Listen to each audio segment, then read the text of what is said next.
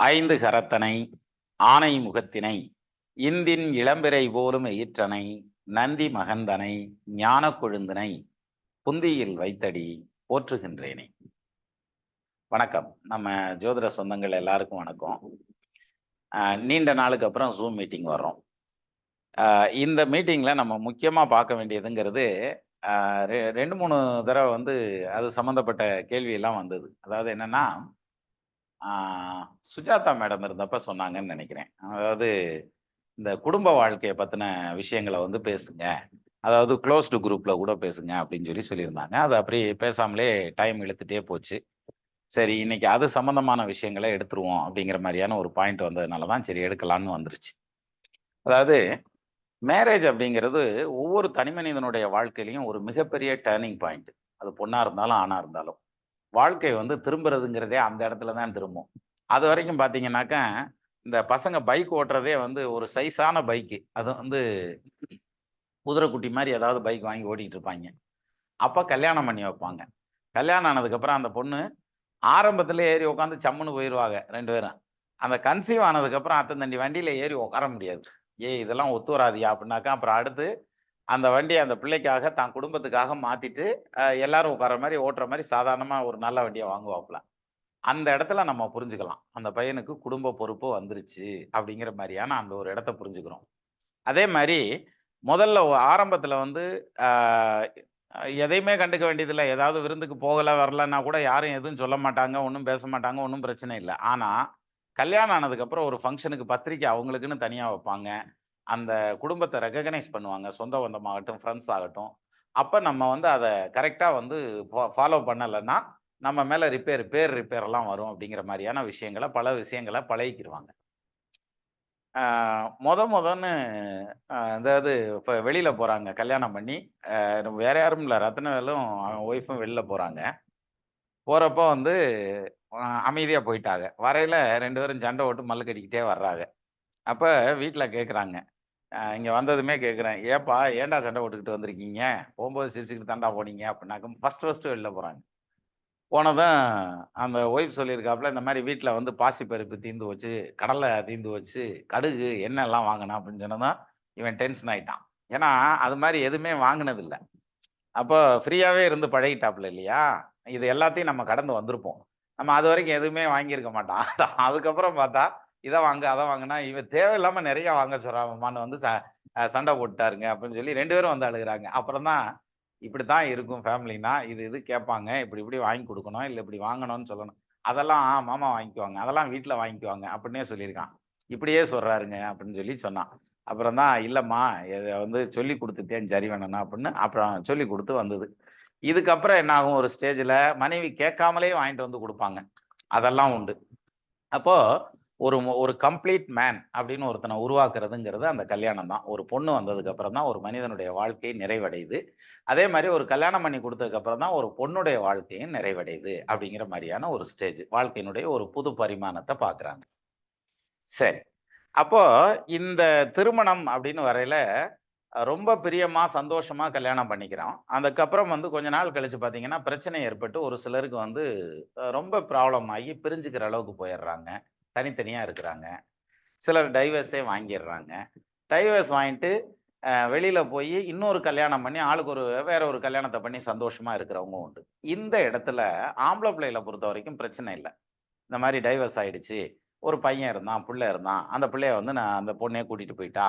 அதனால நான் இப்ப தனியா தான் இருக்கேன். அப்படின்னு சொல்லி கேட்டா கூட, பொண்ணு ஒருத்தன் இல்லன்னா ஒருத்தன் குடுத்துருவான். அதனால 2வது தாரம் அப்படிங்கிறது நல்லபடியா அமைஞ்சு போயிரும். அதுக்கப்புறம் அவங்க குழந்தை குட்டின்னு அப்படி அப்படி செட்டில் ஆகி போயிர்றாங்க. அப்பயும் அவருக்கு சின்ன ஏக்கம் இருக்கும். அந்த முதல் மனைவி வழியா வந்த பையனையோ, பொண்ணையோ நான் திருப்பி பார்க்க முடியுமா? அதுக்கு எதுவும் அமைப்பு இருக்கா? அப்படிங்கிற மாரியான கேள்வியெல்லாம் ஜோசியத்த கேட்பாங்க. அந்த பாசம்ங்கிறது கொஞ்சமாவது மனசுல இருக்கும். தான் ஆடலைன்னாலும் சதை ஆடுங்கிறதுனால. இது ஜென்ஸ பொறுத்தவரைக்கும். ஆனா பிள்ளைங்கள பொறுத்தவரைக்கும் ரொம்ப சிக்கலான விஷயம் என்னன்னா, அவங்க அதுக்கப்புறம் இன்னொரு கல்யாணம் அப்படிங்கிறத மூவ் பண்ணவே மாட்டாங்க. அதுக்கு காரணம் என்னன்னா 2 விஷயம். ஒண்ணு இந்த குழந்தை பொம்பள பிள்ளை வச்சிருக்கேன், அல்லது என் பையன் வச்சிருக்கேன், அல்லது பையனும் பொண்ணும் வச்சிருக்கேன். இந்த குழந்தைகள நான் கல்யாணம் பண்ணிட்டு போயிட்டேன்னா, என்னுடைய வாழ்க்கை முக்கியம்னு நான் போயிட்டேன்னா, இந்த பிள்ளைகள யாரு பார்த்துக்கிறது? அப்ப இந்த பிள்ளைய அனாதையா நின்றக்கூடாது. எனக்கு பிறந்தது அதுகள நல்லா கொண்டுட்டு வரணும். அதனால எனக்கு வந்து இனிமேல் நோக்கமே நான் வாழ்ந்துட்டேன். எனக்கு போதும். இனிமே நோக்கமே வந்து என் பிள்ளைகள வளர்த்து ஆளாக்கி, அவங்கள நல்லா படிக்க வச்சு, வாழ்க்கையில செட்டில் பண்ணிட்டா எனக்கு போதும். அப்படின்னு அந்த அந்த டயலாக் வந்து எல்லாத்துட்டயும் பேசுவாங்க. ஆனா பர்சனல் என்ன தெரியுமா? இயற்கைன்னு ஒண்ணு இருக்கு. அந்த இயற்கை என்ன பண்ணும்னா, ஒரு ஸ்டேஜ் இல்லாட்டினாலும் ஒரு ஸ்டேஜ் வந்து அவங்கள ரொம்ப கசக்கும், வருத்தப்பட வைக்கும். தனிமையில ரொம்ப அழறதுக்கு வாய்ப்பு இருக்கு அவங்களுக்கு. இத வெளிப்படுத்தவே முடியாது. எது? நான் இன்னொரு கல்யாணம் பண்ணிக்கிறேன்னு வெளிப்படுத்தவும் முடியாது. அதே சமயத்தில பிள்ளைகள நெனச்சு அந்த பயமும் இருக்கும். அந்த தடுமாற்றத்தில நெறைய பிள்ளைங்க இருப்பாங்க. அந்த ச கல்யாணம் ஆகி டைவர்ஸ் ஆனது, இன்னொரு கல்யாணத்த நோக்கி போறதுக்கு முன்னாடி இவ்வளோ தடுமாற்றம் இருக்கும். சரி. அப்ப இந்த தடுமாற்றம் நியாயமானது தானா? அப்டின்னாக்க, அது தேவையில்ல. என்ன காரணம்னா, முன்ன பின்ன கல்யாணம் பண்ணதில்ல இல்லையா? முன்ன பின்ன டைவர்ஸ் பண்ணதில்ல இல்லையா? அதனால அவங்களுக்கு இந்த தடுமாற்றம் இருக்கும். ஆனா, நம்ம ஜோசியர் அப்படிங்கிற இடத்துல அந்த தடுமாற்றத்த நம்ம வந்து எடுத்து வர்றதுங்கிறது ஏன் ரொம்ப முக்கியம். என்ன காரணம் அப்படின்னா, அ ஒருத்தர் வந்து கல்யாணம் பண்ணிக்கிறேன் அப்படின்னு வர்றாரு அப்படின்னாக்க, நிச்சயமா அந்த பொண்ணோட கூட அது பெத்த குழந்தைக 1ஓ 2ஓ இருந்ததுன்னா, அதுகளும் கூடத்தான் வரும். இப்போ ஒரு பொம்பள பிள்ளைன்னே வச்சுக்கங்களேன், அந்த பொண்ணும் கூடத்தான் வரும். அப்படிங்கிறது கன்ஃபார்மா தெரியும் எல்லாத்துக்கும். 2வது கல்யாணம்னு போய் பண்றதுக்கு போறவங்களுக்கு, அந்த மாப்பிள்ளைக்கோ, மாப்பிள்ளை வீட்டுக்கோ கன்ஃபார்மா தெரியும். அப்ப அந்த பிள்ளைய தான் பிள்ளை மாரி ஏத்துக்கிறேன் அப்படிங்கிற மாரியான பெரிய மனசோட நெறைய பேர் வருவாங்க. என்னன்னா, பெத்தவன் யாருன்னே தெரியாத குழந்தைய கூட எடுத்து வளர்க்குறாங்க. அப்படி இருக்கிறச்ச, பெத்தவளே கூட்டிட்டு வர குழந்தைய வளர்க்கறதுக்கு என்ன? அது யாரு பெத்திருந்தா தான் என்ன? அந்த குழந்தைய வந்து நம்ம குழந்தையா வச்சு வளர்த்து, நம்ம கட்டி குடுத்துக்கலாம். நான் பார்த்துக்கிறேன். அப்படிங்கிற ஷ்யூரிட்டிய குடுத்து கல்யாணம் பண்ற எத்தனையோ கல்யாணங்கள் நடந்திருக்கு. அது மாதிரி வந்து, அதே மாதிரி வளர்த்து, ஆளாக்கி, அந்த பிள்ளைய வந்து தான் பெத்த பிள்ளை மாரி வச்சு வளர்த்து, ஆளாக்கி, கட்டி குடுத்து, அந்த மாதிரியான குடும்பங்கள எல்லாம் நானும் பார்த்திருக்கேன். நெறைய குடும்பத்த பார்த்திருக்கேன். 1, 2 இல்ல. அப்போ இந்த இன்னொரு கல்யாணம்னு போறப்போ வந்து, நிச்சயமா 99% அந்த டைவர்ஸ் ஆன பொண்ணுங்களுக்கு குழந்தைங்க இருந்தா, அந்த குழந்தைகள ஏத்துக்கிட்டு தான் கல்யாணம் பண்ணுவாங்க. அதனால முதல் பாயிண்ட்டு அந்த இடத்த வந்து பெரிய இன்ட்டா போட்டுறலாம். ஏன்னா, இவங்க திங்க் பண்றதுங்கிறது தவறு. ஏன் அந்த மாரி திங்க் பண்றாங்கன்னா, மொதன்னு தாய்மை அடைஞ்சிருக்காங்க இல்லையா? தன்னுடைய முழு உசுரையும் அந்த புள்ள மேல வச்சிருப்பாங்க. அதனால தான் கணவன் வீட்டு சைடு அதெல்லாம் குடுக்க முடியாது குழந்தைய அப்படின்னு சொல்லிலாம் ஃபைட் பண்ணிலாம் வாங்கிட்டு வந்திருப்பாங்க. சிலர் வந்து இதுக்கு எதிர்மாறா உண்டு. அப்ப விதிவிலக்குகள பத்தி இப்ப கவலைப்பட வேணாம். அத விட்டுறலாம். அப்போ அந்த குழந்தைய பார்த்துக்குவாங்க அப்படிங்கிறதுனால 2வது கல்யாணத்துக்கு மூவ் ஆயிட்டு இருக்கக்கூடிய பெண்கள் வந்து, இது சம்பந்தமா பயப்படவே வேண்டியதில்ல. இது ஒரு பாயிண்ட். இன்னொரு முக்கியமான பாயிண்ட் இருக்கு. அது வந்து பர்சனல். அதாவது எப்படின்னா, கல்யாணம் பண்ணி அந்த கணவர் வந்து இறந்து இறந்து போயிட்டாரு அப்படின்னாக்கும் கூட பிரச்சனை இல்ல. ஆனா, ஆ டைவர்ஸ் ஆயிருக்குன்னு வச்சுக்கோங்களேன். அடுத்த தடவ 2வது கல்யாணம் பண்ணி அவங்க பர்சனலா இருக்கிறப்ப, "நீ இது மாரி இருந்தீங்களா? நீங்க அது மாரி இருந்தீங்களா?" அப்படிங்கிற மாரியான அந்த இன்டிமேட் ரிலேஷன்ஷிப்ப பத்தி விசாரிச்சாங்கன்னா, 2வது கல்யாணத்துல அத ஓப்பன் பண்ணி பேசுனா, நமக்கு எப்படி இருக்கும்? செத்து போற மாரி இருக்குமே! அந்த அந்த ஒரு பேச்ச தாங்கிக்கிட்டு, அல்லது அது சம்மந்தப்பட்ட பேச்ச மீட் பண்ணிட்டு நம்ம உசுரோட இருக்கணுமா? அதுக்கு நம்ம இன்னொரு கல்யாணமே பண்ணிக்காம இருந்துட்டு போயிறது சேஃப்டி. இவங்கள்ட்ட இந்த பேச்சும் கேட்காம இருந்துரலாம் அப்படிங்கிற மாரியான அந்த ஒரு பாயிண்ட் இருக்கும். இது வெளியிலேயே சொல்ல முடியாத பாயிண்ட். அப்போ இதனால கல்யாணத்த தள்ளி போடலாமா? அப்படின்னாக்க வேண்டியதில்ல. என்ன காரணம்னா, பெரும்பாலும் அந்த 2வது கல்யாணம் அப்படின்னு வர்றாங்கல்ல, அவங்க வந்து பார்த்தீங்கன்னா, கல்யாணத்த பத்தின டாபிக் எதையுமே ஓப்பன் பண்ண மாட்டாங்க. அது வந்து ஓப்பன் பண்ணுனாங்கன்னா தான் பிரச்சனை வரும். ஆனா ஓப்பனே பண்ண மாட்டாங்க. அது பொண்ணா இருந்தாலும் சரி, ஆணா இருந்தாலும் சரி.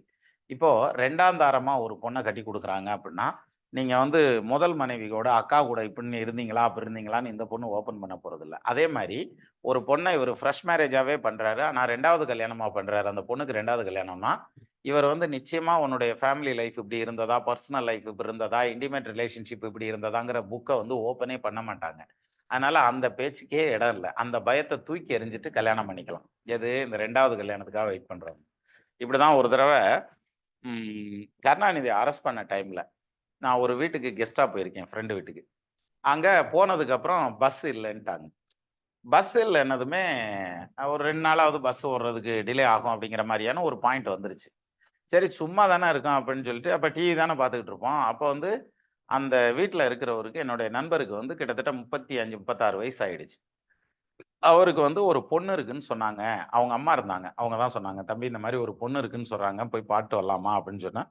அதுக்குள்ள இந்த மாரி பஸ் எல்லாம் இப்படி ஆயிருச்சுன்னமே, அப்புறம் ஃபிரெண்ட்ஸ் எல்லாம் சொல்லிவிட்டு 2 டூ வீலர் எடுத்துட்டு வர சொல்லி, "வாங்க போய் பாத்துட்டு வந்துருவோம் கையோட" அப்படின்னு சொல்லி நான் தான் கூப்பிட்டேன். போனோம். அந்த பொண்ணுக்கு கல்யாணம் ஆயிடுச்சு, டைவர்ஸ் ஆயிடுச்சு, குழந்தை இல்ல. ஆ நாங்க போய் பார்க்குறோம். அந்த பிள்ளைய பார்க்குறோம். அ பார்த்துட்டு எங்களுக்கும் பிடிச்சுக்கிச்சு. ஜாதகத்த வச்சு அங்கனயே பொருத்தம் பார்த்து, அங்கனயே நல்லா இருக்கு, சரியா இருக்குன்னு சொல்லிட்டு, அப்பமே வந்து மாப்பிள்ளைய கூப்பிட்டு தனியா கூப்பிட்டு பேசிட்டு, நான் அவங்களையும் கூப்பிட்டு, இந்த மாரி எங்களுக்கு திருப்தி, நீங்க அடுத்த ஸ்டெப் எடுங்கன்னு சொல்லியாச்சு. அப்ப அந்த கூட பிறந்த பசங்க, அந்த அம்மாக்கு அவங்களுக்கெல்லாம் ரொம்ப சந்தோஷம். அவங்க தான் சொன்னாங்க, அந்த அம்மா கைய பிடிச்சுட்டு சொன்னாங்க, "தம்பி என் பிள்ளையோடைய வாழ்க்கையே முடிஞ்சு போச்சுன்னு நெனச்சேன். பரவால்ல, நீ மறுபடியும் விளக்கேத்தி வச்சுட்ட." அப்ப இன்னும் சின்ன வயசு எனக்கு. அப்படின்னு சொல்லி சொன்னாங்க. பெரிய வார்த்த சொன்னாங்க. நமக்கு வந்து நான் நெனச்சது வந்து, சரி நம்ம இங்க சும்மா தானே இருக்கோம், இந்த வேலையவாவது பார்ப்போம்ன்ட்டு பெறப்ட்டு போனது. ஆனா அதனுடைய வேல்யூ என்னங்கிறது அங்க போனதுக்கு அப்புறம் தான் தெரிஞ்சது. அப்புறம் மேரேஜ் நடந்தது. அ பையனும், பொண்ணும் கிடைச்சிருக்காங்க. நல்லபடியா இருக்காங்க. இன்னைக்கு வரைக்கும் அந்த பிள்ளைங்க அப்படி அருமையா பொழைக்குது. நல்லா இருக்காங்க 2 பேருமே. அப்போ இந்த மாரியான விஷயங்கள எல்லாம் பார்க்கிறப்ப, இது மாரி அ நெறைய கல்யாணத்துக்கு நான் போய் பேசியிருக்கேன். அப்போ புரோக்கர் வேல பார்த்தியான்னு கேட்றாதீங்க. எல்லாம் ஃப்ரெண்ட்லியா போனது தான். அப்போ அந்த மாரி போய் பேசினதுல வந்து என்னுடைய நாலேட்ஜுக்கு உட்பட்டு இந்த மாரி 2வது கல்யாணம் பண்ணவங்க எல்லாருடைய வாழ்க்கையுமே வந்து இதெல்லாம் கிடையாது. இந்த மாரி ட்ராஜடி எல்லாம் எதுவும் கிடையாது. ரொம்ப சந்தோஷமாவும், திருப்தியாவும், நிம்மதியாவும் போகுது. அப்போ இந்த 2வது கல்யாணத்துக்காக வெயிட் பண்ணிட்டு இருக்கக்கூடிய பொண்ணுங்க, அல்லது பண்ணலாமா, வேணாமாங்கிற மாரியான செலக்ஷன் அந்த அந்த முடிவெடுக்க முடியாம இருக்கிறவங்க, இந்த 2 விதமான பிரச்சனைகள் இருந்ததுன்னா அவங்க மனசுல, அத தூக்கி எறிஞ்சுட்டு அடுத்த ஸ்டெப்ப நோக்கி போலாம், முன்னேறலாம். ஏன்னா, தாய் தகப்பனார் வந்து இன்னும் 20 வருஷம் இருந்து பார்த்துக்கட்டும். 21வது வருஷம் நம்ம தான் தனியா இருந்தாகணும். 2வது அ ஒரு ஸ்டேஜ் வரைக்கும் நமக்கு துணை தேவையில்ல. எது கிட்டத்தட்ட ஒரு 40 வயசு, 50 வயசு கூட வைங்களேன். அது வரைக்கும் துணை தேவையில்ல. அதுக்கப்புறம் கண்டிப்பா துணை வேணும். இந்த இன்னொரு கல்யாணம் பண்ணிக்கிறதுங்கிறது நாட் ஃபார் செக்சுவல் ரிலேஷன்ஷிப். அந்த பாயிண்ட்ட தாண்டி வந்துருங்க. அத தாண்டி there will be a lot of things in the married life. அப்போ அந்த மேரேஜ் லைஃப்ல வந்து ஒரு கம்பேனியனா இருக்கிறதுங்கிறதுக்கும், வயசான காலங்கள்ல பேசுறதுக்காவது ஒரு துணை வேணும். என்னன்னு கேட்கறதுக்காவது ஒரு ஆள் வேணும். அவங்க ஒண்ணும் நமக்கு சவரட்டனம்லாம் பண்ண வேணாம். சேவல்லாம் பண்ண வேணாம். நம்மட்ட பேசுறதுக்கும், என்னன்னு கேட்கறதுக்கும் ஒரு ஆள் வேணும். ஸோ அது மாதிரியான சூழல்ல வந்து அதனால தான் பேப்பர்லலாம் பார்த்தா போடுவாங்க. இந்த வயசுல உள்ளவருக்கு கம்பேனியன் தேவை அப்படின்னு போடுவாங்க. மனைவி தேவைன்னு போட மாட்டாங்க. கணவர் தேவைன்னு போட மாட்டாங்க. கம்பேனியன் தேவை அப்படின்னு போடுவாங்க. அப்போ அந்த ஸ்டேஜ்ல வந்து நம்ம இப்பதான் இது இந்த பேப்பர்ல போட்டு தேடி திரிறாங்கல்ல, அது மாரி தேடிட்டு தான் திரியணும். அதனால காலகாலத்துல மறுபடியும் ஒரு நல்ல முடிவ டக்குன்னு எடுத்துறணும். இந்த டைவர்ஸ் ஆனவங்க, அல்லது வந்து ஏதாவது ஒரு விதத்துல குடும்ப வாழ்க்கை பாதிக்கப்பட்டு வெளில வந்தவங்க வந்து, உடனே அந்த முடிவ வந்து அது ஆணா இருந்தாலும், பொண்ணா இருந்தாலும் எடுத்துறணும். சரி. இப்போ ஒரு கல்யாணம் வந்து பிரச்சனை ஆயிடுது. டைவர்ஸ் ஆயிடுது. அதுக்கப்புறம் அடுத்த கல்யாணம்னு போகுது. அந்த கல்யாணம் பண்ணி வைக்கிறாங்க. அங்கேயும் பிரச்சனை வருது. அங்கேயும் டைவர்ஸ் ஆகுது. அப்ப அடுத்த கல்யாணத்த நோக்கி போலாமா? அப்டின்னாக்கா, சரி அதுக்கான அமைப்பு இருந்தா போலாம். என்னுடைய நண்பர் ஒருத்தர் வந்து கிட்டத்தட்ட ஒரு 4 கல்யாணம் பண்ணி 5வது கல்யாணத்துல இப்ப செட் ஆகி ஓடிட்டு இருக்காரு. நல்லபடியா தான் ஓடுது. எல்லாத்தையுமே வந்து முறைப்படி லீகலா எல்லாம் பண்ணிக்கிட்டே வந்தாரு. இப்ப 5வது கல்யாணத்துல நிக்கிறாரு. ஸோ இது மாதிரியான ஒரு சில விஷயங்கள். அது ஆம்பள புள்ள 1000 குடிச்சவர் தாண்டலாம்னு ஒரு பழமொழி கூட இருக்குது. அதனால ஆம்பள பிள்ளைக்கு அது தெரியாது. ஆனா பொண்ண பொறுத்தவரைக்கும் ஒரு கல்யாணம் வந்து ஃபெயிலியர் ஆகுறதுங்கிறதே தாங்க முடியாத விஷயம். அதுல 2வது கல்யாணமும் பண்ணி குடுத்து, அதுவும் ஃபெயிலியர் ஆனா? அப்போ அதுக்கப்புறம் கல்யாணமே எனக்கு வேணான்னு சிலர் முடிச்சுருவாங்க. ஆனா ஒரு சிலர் அதுக்கு அடுத்த கல்யாணத்த நோக்கியும் போவாங்க. 3வது கல்யாணம். ஆனா அதுவும் ஃபெயிலியர் ஆகும். அதுக்கு அடுத்து போனாலும் ஃபெயிலியர் ஆகும். அதுதான் என்னன்னா, அந்த ஜாதகத்துல அப்படி தோஷம் இருக்கும். "மங்கை இவள் அடுத்து வந்த மாங்கல்ய தோஷம் மறுவினவேற்கும் வருமென்றுரையே" அப்படின்னு சொல்லி சொல்றான். அப்போ அடுத்தடுத்த கல்யாணங்கள் பண்ணாலும் நிக்காது. திருமண வாழ்க்கைங்கிறது இந்த ஜாதகத்துக்கு கிடையாது. அப்படிங்கிற மாதிரியான ஒரு பாயிண்ட் இருக்குன்னு வச்சுக்கிருவோம். இத நம்ம எப்படி ஐடென்டிஃபை பண்றது? அவங்க அந்த வாழ்க்கையை எப்படி வாழ்றது? இன்னைக்கு ஷார்ட்ஸ் வந்து காலையில கமெண்ட்ஸ்க்கு வந்து ரிப்ளை குடுத்து போட்டிருந்தேன். அந்த ஷார்ட்ஸ்ல ஒருத்தர் ஒரு கொஸ்டின் கேட்டிருந்தாரு. எனக்கு ஆடி போச்சு அந்த கமெண்ட்ட படிச்சதுமே. அதாவது என்ன போட்டிருந்தாரு அப்படின்னா, இப்ப என்னமோ பாலி மேரின்னா அதுக்கு ஏதோ ஒரு பேரு வேற சொல்லியிருந்தாரு. 2 பேரு சொல்லியிருந்தாரு. நான் Googleல போட்டு வேற சர்ச் பண்ணேன். அதாவது அ ஒரு பொண்ணோட ஒரு 2, 3 பேர் ஜென்ஸ் சேர்ந்து ஒண்ணா வாழ்றது. அல்லது ஒரு ஆணோட 2, 3 பொண்ணுங்க சேர்ந்து ஒண்ணா வாழ்றது. அப்படி ஒரு ஃபேமிலி செட்டப் அப்படிங்கிறது இருக்காமா. நான் கேள்வி பாலிகன் பாலிகமி. ம். இதுதான். நிஜமாலுமே எனக்கு அது தெரியல. ஆனா அத அந்த கொஸ்டின கேட்டதுமே எனக்கு ரொம்ப ஆச்சரியமா இருந்தது. மொதன்னு கேள்விப்படுறேன் நானு. என்னடா இது இப்படிலாம் கூட இருக்குதா? அப்படிங்கிற மாரி. அது விக்கிபீடியால கூட போட்டிருக்காங்க. படிச்சு பார்த்தேன். சரி. இப்போ இந்த மாதிரியான பொசிஷன்ல போறதுங்கிறதும் உண்டு. ஆனா, நம்மளுடைய கல்ச்சர்ல வந்து ஒருவனுக்கு ஒருத்தி அப்படின்னு வச்சிருக்கிறது எதுக்காக வச்சிருக்கோம் அப்படின்னா, எல்லாத்துக்கும் தெரிஞ்ச விஷயம். இருந்தாலும் நெறைய தெரியாம இருப்பாங்க. அதனால சொல்றேன். எந்த ஒரு விஷயத்த திருப்பி திருப்பி பண்றோமோ, அந்த இடத்துல வந்து அ அந்த விஷயம் வந்து நமக்கு புளிச்சு போயிரும். அதாவது எப்படின்னா, நீ எதை அதிகம் விரும்புகிறாயோ, அதை ஒரு நாள் வெறுக்க வேண்டி வரும். அப்ப என்ன ஆகும்னா, நம்ம கல்யாணம் பண்றப்ப வந்து அந்த பொண்ண பத்தின சிந்தனை, அல்லது அந்த பொண்ணுக்கு பையன பத்தின சிந்தனை எவ்வளோ பிரமாதமா இருக்கும். இன்னும் 2 நாள்ல கல்யாணம், இன்னும் 1 நாள்ல கல்யாணம், இன்னும் 3 நாள் தான் இருக்கு. அப்படின்னு கவுண்ட் டவுன் பண்ணிக்கிட்டே இருந்திருப்போம். இல்லையா? ஆனா கல்யாணம் ஆனதுக்கப்புறம் ஒரு 2 வருஷம் கழிச்சு வீட்ல இருந்து ஃபோன் வருது. இவ வேற வேலை இல்லாம வைடி வேலை நேரத்துல அப்படின்ற மாரி கவுத்து வச்சுருவோம். இல்லையா? இது மாதிரி எல்லாம் கூட உண்டு. அப்போ இது இவ்வளவு விரும்பி பண்றோம். அந்த இடத்துல அப்படி ஆயிடுது. சரி. ஒரு வண்டி ரொம்ப பிரியப்பட்டு வாங்குறோம். அத வந்து அப்படியே பளபளன்னு குத்த வச்சு உட்கார்ந்து துடைச்சுக்கிட்டு இருப்பான். அதுக்கப்புறம் ஒரு ஸ்டேஜ்ல பார்த்தீங்கன்னா, வண்டி தொடச்சே 3 மாசம் ஆயிருக்கும். அது பாட்டுக்கு குப்பை அடிச்சு கிடக்கும். இந்த மாரிலாம் இருக்கும். அப்ப எல்லா விஷயமும் அப்படித்தானே! ஸோ அந்த வகையில பழக பழக பாலும் புளிக்கும் அப்படிங்கிறாங்கல்ல. அது மாதிரி ஒருவனுக்கு ஒருத்தின்னு நம்ம எதுக்கு வச்சிருக்கோம் அப்படின்னா, இந்த கல்யாண வாழ்க்கை, காமம் இது மாரியான விஷயங்கள் எல்லாம் வந்து அடுத்தடுத்து அனுபவிக்கையில புளிச்சு போயிரும். அப்ப அவனுடைய டைரக்ஷன் வந்து அடுத்தத நோக்கி திரும்பும். வாகீச கலாநிதி கி.வா. ஜெகநாதன் வந்து தன்னுடைய புக்ல பிரமாதமா எழுதியிருப்பார். முதல்ல கல்யாணத்துக்கு முன்னாடி அவன் வீட்ல என்ன இருக்கோ அத அத்தனையும் போட்டு அவனே சாப்ட்டுருவான். ஆனா கல்யாணத்துக்கு அப்புறம் வந்து பாத்தீங்கன்னா, வெளியில இருந்து ஏதாவது போனோம்னாக்கும் ஒரு ஸ்வீட் வாங்கிட்டு வரேன், அல்லது ஒரு பழம் வாங்கிட்டு வரேன் அப்படின்னு வாங்கிட்டு வந்து மனைவிக்கு குடுப்பான். அந்த பிள்ளை அத வந்து வச்சிருந்து அதுக்கு அந்த தகுந்த நேரம் வரையில அத கட் பண்ணி கொண்டு வந்து அந்த முன்னால தட்டுல வச்சு, "வாங்க டிவி பார்க்கையில சாப்பிடலாம்." அப்படிங்கிற மாரி இருக்கும். ஆனா இதே இது வயசுக்கு கல்யாணத்துக்கு முன்னாடி வயசு காலங்கள்ல பாருங்க, ஒரு மாங்கா வாங்குறான்னு வச்சுக்கங்களேன், அங்கனயே நின்னு கடிச்சு சாப்பிட்டு வந்துருவான். அல்லது வந்ததுமே எனக்கு அறுத்து குடு. முதல்ல இத சாப்பிடணும்னு நிப்பான். ஸோ இந்த இந்த தன்மையான விஷயங்கள் எல்லாமே எங்க வருது? அப்போ அடுத்தடுத்து நம்ம அன்பு வந்து மனைவி மேல போகும். அப்புறம் குழந்தைங்க மேல போகும். அப்புறம் அடுத்தடுத்து வெளியில போயிட்டே இருக்கும். அப்போ ஒரு விஷயத்த தாண்டி போகணும். அத கடந்து போகணும். ஏன்னா, தசரத சக்கரவர்த்தி வந்து எத்தனையோ மனைவிகள் இருந்தாங்கன்னு சொல்றாங்க. 60,000 மனைவிகள் இருந்தாங்களாம். "இன்பக் கடலில் தோய்ந்து கடந்தான்" அப்படின்னு சொல்லி சொல்றாங்க. கம்பர் எழுதுறது. அப்ப அத கடந்து போகணும் அப்படின்னா, இத கடந்து போறதுக்கு வந்து இந்த ஒருவனுக்கு ஒருத்திங்கிறது ரொம்ப இம்பார்ட்டன்ட். அதனால தான் வந்து நம்ம மக்கள் வந்து பார்த்தீங்கன்னா, உலகத்தில எத்தனையோ நாடுகள் இருக்கும். ஸ்பிரிச்சுவல் கன்ட்ரி அப்படின்னு எடுத்துக்கிட்டா இங்க தான் வந்து நின்னாகணும். ஜீசஸ் கூட அந்த 16 வயசுக்கு அப்புறம் 32 வயசு வரைக்கும் வந்து இந்தியால வந்து இமயமலை பக்கம் வந்து டச் அண்ட் ஹீல் தெரப்பி பழகுனாங்க, படிச்சாரு அப்படிங்கிற மாரியான விஷயங்கள்லாம் கூட சொல்றாங்க. எந்த அளவுக்கு கரெக்ட்ன்னு தெரியல. அப்ப அது மாதிரி அ இந்த நம்ம வந்து நம்மளுடைய ஃபேமிலி சிஸ்டம் அப்படிங்கிறது ரொம்ப பிரமாதமான சிஸ்டம். நியூக்ளியர் ஃபேமிலி அப்படின்னு சொல்லுவாங்கல்ல. குடும்ப தலைவர சுத்தி தான் எல்லாமே இயங்கும். ஆனா, இத தாண்டி இப்ப இன்னைக்கு இந்த அவரு கேட்டிருந்த கேள்வி, அப்புறம் வந்து அடுத்தடுத்து வரக்கூடிய அந்த ரிலேஷன்ஷிப்ல பொழைக்கிறதுங்கிறது, பொழைக்கிறான்னு தான் சொல்லணும். வாழ்றேன்னு சொல்லவே முடியாது. ஏன்னா வாழ்க்கைங்கிறது வாழணும். அத விட்டுட்டு பொழைக்கக் கூடாது. இதெல்லாம் பொழைக்கிறது. "உடல் வளர்த்தேன், உயிர் வளர்த்தேன்னு" திருமூலர் சொன்ன மாரி உடம்ப வேணா வளர்த்து வச்சிருக்கலாமே தவிர, உசுர வேணா ஒட்டி வச்சிருக்கலாமே தவிர, மற்றபடி வாழ்க்கைங்கிறது வாழ்றது இல்ல. அது அது அதுக்கு பேரு வாழ்க்கை இல்ல. சரி, இது ஒரு பக்கம் இருக்கட்டும். அப்போ ம் இப்போ ரீசென்ட்டா வந்து அ ஒரு கலாச்சாரம். அது நான் கேள்விப்பட்டேன். அதாவது அம் வெ ஒரு ஒருத்தருக்கு சொல்றேன். இந்த மாரி உங்க பையன் வந்து நல்லபடியா கல்யாணம் பண்ணிக்கிருவாங்க அப்டின்னதுமே, ஆனா லவ் மேரேஜ் பண்ற மாரி இருக்கு அப்டின்னு சொல்றேன். சார் எனக்கு ரொம்ப சந்தோஷம் சார் அப்டின்னு. என்ன அப்டின்னா, அவன் கல்யாணம் பண்ணிக்குவான்னு சொன்னீங்க பாருங்க, அது சந்தோஷம். அப்டின்னா நிச்சயமா அவன் ஒரு பொண்ண தான் கல்யாணம் பண்ணிக்கிறான். அந்த வகையில எனக்கு ரொம்ப சந்தோஷம் அப்டின்னு சொல்லி சொன்னாரு. பாருங்க எந்த அளவுக்கு போயிருச்சு. அப்போ இது மாதிரியான ஒரு பொசிஷன் இப்ப கலாச்சாரம் அப்டி போயிட்டு இருக்கு. இப்ப ஜோதிடத்துல வந்து அந்த காலத்துல வந்து இந்த மாரியான மகளிர்லாம் இருந்தாங்களா? அப்டின்னாக்க இருந்தாங்க. அ "கள்ளும் கவரும் திருநீக்கப்பட்டார் தொடர்பு" அப்படின்னு கூட ஒரு திருக்குறள் இருக்கு. சிலப்பதிகாரத்துல படிச்சோம்னா, கணிகையர் வீதின்னே ஒரு வீதி இருந்திருக்கு மதுரையில. கணிகையர் அப்படிங்கிறது வரைவின் மகளிர். அதாவது பணம் காசுக்காக யார் கூடயும் போயிருவாங்கங்கிற மாரி சொல்றாங்க இல்லையா? அந்த மாரி.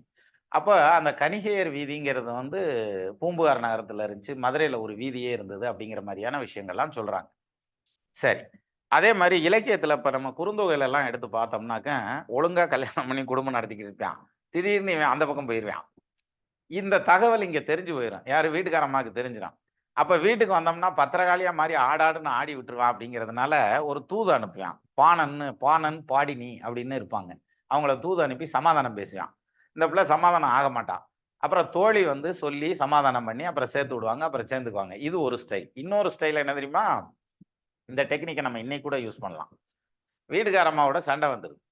இவன் சேட்டை பண்ணிட்டு வந்திருப்பான். அதனால சண்டை வருது. சண்டை வந்ததும் அந்த அம்மா பேசாம இருப்பான். அப்ப வீட்டுக்கு போனாலும் மதிப்பு இருக்காது. மகனையும் கிட்ட விட மாட்டான். அப்ப கிச்சன் இருக்காளே, இத நார்மல் பண்றது எப்படின்னா, போறப்பயே அவங்க சொந்த பந்தத்துல யாராவது ஒருத்தர கூட்டிட்டு போறது வீட்டுக்கு. விருந்தாளா கூட்டு போறது. வாப்பா அப்படின்னு. இப்ப மச்சினன்னு வச்சுக்கங்களேன். அதனால தான் மலை ஏறினாலும் மச்சினன் தெய்வம் வேணும்ன்யான். அவங்க அண்ணனையும் தம்பியவே கூட்டு போனோம்னு வைங்களேன். இந்த கோவத்த மாத்தி, அந்த தலைவி வந்து கோவத்த மாத்தி, கணவன் மேல இருக்க கோவத்த மாத்தி, அந்த கோவமா இருக்கிறது தெரியாத மாரி காமிச்சு, அழுங்காம ரெடி பண்ணி அனுப்பிச்சு விட்டுருவாங்க. அந்த விருந்து முடிஞ்சதுக்கு அப்புறம் இவங்களுக்குள்ள சமாதானம் ஆயிரும்ல. இப்படியெல்லாம் வந்து இலக்கியத்துல காமிச்சிருக்காங்க. ஸோ இதெல்லாம் வந்து அந்த காலத்துல இருந்து இருந்திருக்கு. இல்லன்னுலாம் சொல்ல முடியாது. நம்ம கல்ச்சர்ல இல்லன்னு சொல்ல முடியாது. ஆனா இவ்வளவு மோசமா இல்ல அப்படின்னு வேணா சொல்லலாம். சரி. இப்போ இந்த திருமணம்னு பண்றதுங்கிறது ஒரு பெரிய பெரிய டர்னிங் பாயிண்ட் அப்படிங்கிற மாரியான விஷயங்கள நம்ம பேசணும். அதே மாரி மறு திருமணத்துக்கு எந்தெந்த இடம் தடையா இருக்கும் அப்படிங்கிற பாயிண்ட்டையும் எடுத்துட்டோம். சிலருக்கு வந்து அடுத்தடுத்து திருமணம் பண்ணாலும் நிக்காம ஃபெயிலியர் ஆயிட்டே இருக்கும். அதுக்கு என்ன காரணம்? அந்த மாதிரியான ஜாதகங்கள் எப்படி இருக்கும்? நான் இப்போ ஃபார் எக்ஸாம்பிள் ஜோசியரா நம்ம இப்படி எடுத்துக்கலாம். சூரியனும் செவ்வாயும் சேர்ந்திருந்தா, இடுகதிர் செவ்வாய் கூடி எவ்விடத்தில் நின்றாலும் இளம்பெண்ணில் விதவையாவாள். சரி. அப்போ ஒரு தடவ தானே ஆகணும். பண்ற தடவையெல்லாம் ஆகுறதுங்கிறது. சரி. அது ஒண்ணு. அடுத்தது அ சுக்கிரன், செவ்வாய் சேர்ந்திருந்தால், அவங்களுக்கு வந்து குடும்ப வாழ்க்கை இனிக்காது. அல்லது வந்து தப்பா போயிருவாங்க அப்படிங்கிற மாரியான ஒரு பாயிண்ட் இருக்கு. இப்போ அந்த சுக்கிரன், செவ்வாய் வந்து எங்க சேர்ந்திருந்தாலும் அப்படிங்கிற மாரியான பாயிண்ட்ல எடுத்துக்க வேண்டியதில்ல. சுக்கிரன், செவ்வாய் 7ஆம் இடத்துல இருந்து அந்த திசை நடந்ததுன்னா, அது பாதிக்கும் அப்படிங்கிற மாரியான ஒரு பாயிண்ட்ட வந்து நம்ம நெறைய பார்த்திருக்கோம். மற்றபடி சுக்கிரன், செவ்வாய் சேர்க்கை இருக்கிறத பத்திலாம் ஒண்ணும் கவலைப்பட வேண்டியதில்ல. அவங்களுக்கு குடும்ப வாழ்க்கை நல்லா இருக்கும். சப்போஸ் 7ஆம் இடத்துல இருந்து அந்த திசை நடக்கலனாலும் சிலருக்கு பாதிக்கிறதுக்கான அமைப்பு உண்டு.